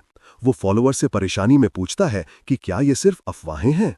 फॉलोअर अश्योर करता है कि वो धोखा देने की हिम्मत नहीं करेगा, उसने मैटर की सच्चाई कंफर्म की है, और ऐड करता है कि जैंग क्लैन का डिवाइन चाइल्ड न सिर्फ आर्केक सेक्रेड बॉडी के साथ पैदा हुआ था, बल्कि वो innate true immortal cultivation level पर भी था। लुओ क्लैन का ओल्ड एंसेस्टर शॉक में रियलाइज करता है कि ये वही डिवाइन चाइल्ड है जिसे उसने पर्सनली क्लैन से निकाल दिया था। वो अपनी किस्मत को कोसने लगता है, सोचता है कि अगर ये बच्चा उनके बीच पैदा होता तो उनके क्लैन को कभी अपने डिक्लाइन की चिंता नहीं होती, और आज मिले ढेर सारे बुरी खबरों को कर्ज करता है। वो डिसाइड करता है कि लुओ जैंटियन को इसके लिए जिम्मेदार ठहराया जाना चाहिए। अपने फॉलोअर को साथ आने का ऑर्डर देता है और उसके रेजिडेंस की तरफ निकल पड़ता है। पहुंचने पर एंसेस्टर चिल्लाता है कि लुओ जैंटियन बाहर आए और उसे तुरंत फेस करे। अंदर लुओ जैंटियन आवाज सुनता है और कंफ्यूजन में सोचता है कि एंसेस्टर फिर से गुस्सा क्यों है, खासकर तब जब क्लैन सोल्जर्स ने अभी एक मिस्टीरियस डिजास्टर झेला है। ओल्ड एंसेस्टर लुओ टांगकोंग हॉल में एंटर करता है। जब जैंटियन आने का रीजन पूछता है तो वो गुस्से में उसे डांटता है, पूछता है कि उसमें पूछने की हिम्मत कैसे हुई। वो गुस्से में रिवील करता है कि जैंग क्लैन की लड़की से जो बच्चा हुआ था उसके पास आर्केक सेक्रेड बॉडी है, और उसे अक्यूज करता है कि उसने बच्चे को निकालकर क्लैन का स्टार ऑफ डेस्टिनी बेकार में खो दिया। जैंटियन कंप्लीट शॉक में रिप्लाई करता है, इंसिस्ट करता है कि ये इम्पॉसिबल है। वो अपने डिसीजन को डिफेंड करता है, एक्सप्लेन करता है कि उस वक्त उसने खुद जैंग जिक्शन के वूम्ब में फीटस को एग्जामिन किया था। वो असर्ट करता है कि उसमें कोई स्पिरिचुअल एनर्जी फ्लक्चुएशंस नहीं थीं और उसका फाउंडेशन डैमेज था, और उसकी किस्मत थी कि वो पूरी जिंदगी स्पिरिट मैनिफेस्टेशन स्टेज तक भी नहीं पहुंच पाएगा। तो वो वही सेम पर्सन कैसे हो सकता है जिसके पास आर्केक सेक्रेड है? जैंटियन अपना गुस्सा उस गार्ड पर निकालता है जो खबर लाया था, उसे धमकी देता है। गार्ड डर के मारे घुटनों पर बैठ जाता है। यंग क्लैन लीडर जैंटियन से भीख मांगता है। वो कसम खाता है कि उसने लापरवाही से रिपोर्ट नहीं दी, बल्कि ये खबर ईस्टर्न इमॉर्टल रेल्म में आग की तरह फैल गई है, और उसने मल्टीपल टाइम्स वेरीफाई करने के बाद ही रिपोर्ट किया। उसी वक्त मू युन नाम की एक औरत एंटर करती है और जैंटियन को इम्पल्सिव ना होने के लिए कहती है। वो कहती है कि क्लैन के लॉयल डेथ गार्ड्स ऐसी र्यूमर्स हल्के में नहीं फैलाते, और उसे पहले पूरी बात सुनने को कहती है। मू युन एंसेस्टर को ग्रीट करती है जो उसे बोलने की परमिशन देता है। मू युन सजेस्ट करती है कि बच्चा 5 साल पहले पैदा हुआ था और ये सिर्फ ओरल र्यूमर्स हैं, इसलिए कंफर्म करना मुश्किल है। वो स्पेक्यूलेट करती है कि जैंग क्लैन ने ये कहानी बनाई है ताकि लुओ क्लैन द्वारा निकाले जाने के बाद वो अपना फेस सेव कर सकें। लुओ जैंटियन ऑब्जेक्ट करता है कि मैटर बहुत सीरियस है, इग्नोर करने के लिए। अगर झूठ है तो ठीक है, पर अगर सच हुआ तो? मू युन जैंटियन की वाइफ एक प्लान प्रपोज करती है। वो पॉइंट आउट करती है कि जैंग क्लैन पहले ही डिक्लाइन में है। लुओ क्लैन की पावर के साथ बस जैंग जिक्शन और उसके बेटे को अपने एंसेस्टर्स को एक्नॉलेज करने के लिए समन करना ही जैंग क्लैन को हमेशा के लिए उनका ग्रेटफुल बना देगा, और साथ ही इससे उन्हें बच्चे के कॉन्स्टिट्यूशन का सच भी वेरीफाई करने का मौका मिलेगा। वो कॉन्फिडेंस से ऐड करती है कि अगर वो मना भी करते हैं तो चिंता की कोई बात नहीं, क्योंकि उसका बेटा लुओ शिंग पहले ही ग्रेट एम्परर के साइंस दिखा रहा है और उनके क्लैन की प्रॉस्पेरिटी उसके साथ गारंटीड है। जैंटियन एंथुजियास्टिकली अग्री करता है, याद करता है कि शिंगर के बर्थ के टाइम भी हेवनली फिनोमेना एक्सेप्शनल थे और उसका कॉन्स्टिट्यूशन किसी डिवाइन से कम नहीं है। ओल्ड एंसेस्टर मानता है कि वो प्रॉब्लम्स में इतना उलझा था कि शिंगर के बारे में भूल गया, और मू युन को ऑर्डर देता है कि लुओ शिंग को तुरंत उससे मिलवाने लाए। थोड़ी देर बाद लुओ शिंग आता है। वो रिस्पेक्टफुली बाव करता है। एंसेस्टर अपने फादर और मदर को ग्रीट करता है। एंसेस्टर उसे एडमिरेशन से देखता है, उसके कंपोज्ड और हम्बल नेचर को नोट करता है, और कैसे उसका स्टेलर ब्लड लाइन दिन ब दिन डेंस होता जा रहा है। वो प्राउडली डिक्लेयर करता है कि शिंगर क्लैन का ब्राइट स्टार है और वो डेफिनेटली मार्शल आर्ट्स के पीक पर पहुंचेगा। जैंटियन अश्योर करता है कि शिंगर की ट्रेनिंग तेजी से इंप्रूव हो रही है और वो पर्सनली उसे अगले महीने इमॉर्टल पैलेस के ग्रैंड कंपटीशन में ले जाएगा। एंसेस्टर खुश होकर खड़ा होता है, एक्सीलेंट शब्द 3 बार रिपीट करता है, डिक्लेयर करता है कि लुओ शिंग जैसे सक्सेसर के साथ उनका क्लैन पहले से कहीं ज्यादा ऊंचाइयों पर जाएगा। लेकिन जाने से पहले वो स्ट्रिक्ट वार्निंग देता है कि जैंग क्लैन वाले मैटर को निग्लेक्ट न करें और थरली इन्वेस्टिगेट करें। जैसे ही फैमिली डिपार्टिंग एंसेस्टर को बाउ करती है, जैंटियन अपने बेटे शिंगर को वापस ट्रेनिंग पर जाने का ऑर्डर देता है, याद दिलाता है कि ट्रेनिंग अपस्ट्रीम रोइंग की तरह है, या तो आगे बढ़ो या पीछे गिर जाओ। शिंगर चला जाता है। जैसे ही जैंटियन अपनी वाइफ मूयुन के साथ अकेला होता है, वो तुरंत उसे कन्फ्रंट करती है, अक्यूज करती है कि वो अभी भी जैंग जिक्शिन के बारे में सोच रहा है। वो गेस करती है कि जैसे ही उसने सुना कि अबैंडन बच्चे में ग्रेट टैलेंट है, उसका दिल पिघल गया और वो उन्हें वापस लाना चाहता था। वो उसे शांत करने की कोशिश करता है और कहता है गुस्सा ना करे, याद दिलाता है कि वो बच्चा आखिरकार उसका अपना खून है। फिर जैंटियन एडमिट करता है कि उसे भी डाउट्स हैं, क्योंकि मेडिसिन गॉड वैली के डॉक्टर ने खुद कंफर्म किया था कि बच्चे का फाउंडेशन डैमेज था। मूयुन डिस्गस्टेड होती है, डिक्लेयर करती है कि वो मानने को तैयार नहीं कि वो बच्चा कभी उसके बेटे शिंगर को सरपास कर पाएगा। इसी बीच प्रिंसेस शाइंग चान ग्रेट शाह डायनेस्टी के पैलेस पहुंचती है। वो सोचती है कि उसे तुरंत अपने फादर को उस छोटे ब्रैट जैंग वोंग के बारे में बताना चाहिए। सोल्जर्स पैलेस कोर्टयार्ड में लाइन बनाते हैं डिवाइन शिप और ग्रैंड प्रिंसेस को वेलकम करने के लिए। प्रिंसेस जनरल के साथ उतरती है और अनाउंस करती है कि डिवाइन शिप अब उनके चार्ज में है। वो जनरल्स को बताती है कि वो पहले रॉयल फादर से मिलने जाएगी आज के इवेंट्स रिपोर्ट करने, और ऑर्डर देती है कि जब तक हिज मैजेस्टी डिसीजन न लें, इस मैटर पर एब्सोल्यूट सीक्रेसी मेंटेन करें। प्रिंसेस पैलेस कॉरिडोर से होते हुए ग्रैंड हॉल की तरफ बढ़ती है। प्रिंसेस थ्रोन रूम में एंटर करती है, अपने फादर एम्परर को ग्रीट करती है और रिपोर्ट करती है कि वो सीक्रेट रेल्म से ग्रेट गेन्स के साथ वापस आई है। वो उसे वेलकम करते हैं, कीनर बुलाते हैं और पास आने को कहते हैं। वो नोटिस करते हैं कि उसने इंपीरियल सील यूज किया था और पूछते हैं क्या डेंजर था। वो उन्हें रीअश्योर करती है, लेकिन वो नोटिस करते हैं कि उसकी स्पिरिचुअल एनर्जी ऑलमोस्ट खत्म है। प्रिंसेस एक्सप्लेन करती है कि लुओ क्लैन ने लुओ डोंग को इमॉर्टल ट्रैपिंग पर्ल यूज करने दिया ताकि वो हीनस क्राइम कर सके। वो ऐड करती है कि फॉर्चुनेटली एक फ्रेंड ने उसे बचा लिया, लेकिन लुओ क्लैन पीछे नहीं हटा। उन्होंने एंशिएंट सेज लुओ टान कॉन्ग को भेजा डिवाइन शिप को रोकने के लिए। एम्परर गुस्से में आग बबूला हो जाते हैं, अपने थ्रोन का आर्मरेस्ट तोड़ देते हैं और चिल्लाते हैं कि लुओ क्लैन की इतनी हिम्मत कैसे हुई। आवाज सुनकर उनकी वाइफ आती है और शांत होने को कहती है। एम्परर डिक्लेयर करते हैं कि लुओ क्लैन ने उनकी बेटी पर हाथ डालने की हिम्मत की है। वो सर्वेंट्स को इंपीरियल डिक्री ड्राफ्ट करने का ऑर्डर देते हैं, लुओ क्लैन से एक्सप्लेनेशन मांगने के लिए। प्रिंसेस और एम्परर की वाइफ उन्हें रोकने की कोशिश करते हैं। वाइफ वॉर्न करती है कि अगर वॉर हुई तो हैवी लॉसेस होंगे। प्रिंसेस भी रिक्वेस्ट करती है कि गुस्सा शांत करें, क्योंकि वॉर से पूरा रेल्म केओस में चला जाएगा। वो कहती है कि उसे सीक्रेट रेल्म में लुओ क्लैन की इंसल्ट से कहीं बड़ी चीज मिली है और रिकॉर्डिंग स्टोन दिखाती है। एम्परर स्टोन लेते हैं। वो इंटरनली अपनी बेटी की मैच्योरिटी की तारीफ करते हैं। फिर वो डिक्लेयर करते हैं कि वो ये शेम बर्दाश्त नहीं करेंगे और डिक्री इशू करते हैं कि लुओ क्लैन लुओ डोंग को उन्हें हैंड ओवर करे। एम्परर की वाइफ ऑब्जेक्ट करती है, सजेस्ट करती है कि मैटर सॉल्व करने के लिए प्रिंसेस मिंकिंग की शादी लुओ डोंग से करा दी जाए। एम्परर गुस्से में वाइफ पर चिल्लाते हैं, कहते हैं कि अगर छोटी सी गलती होती तो चैनर जिंदा वापस नहीं आती। वो शादी के लिए साफ मना कर देते हैं। वाइफ आर्ग्यू करती है कि लुओ डोंग लुओ क्लैंग का डायरेक्ट एयर है। प्रिंसेस शाइंग चियान बीच में बोलती है और क्लियर करती है कि अगर हिज मैजेस्टी को लगता है कि वो लुओ डोंग से इम्प्रेस थी तो वो गलत हैं। वो स्टेट करती है लुओ डोंग पहले ही मारा जा चुका है।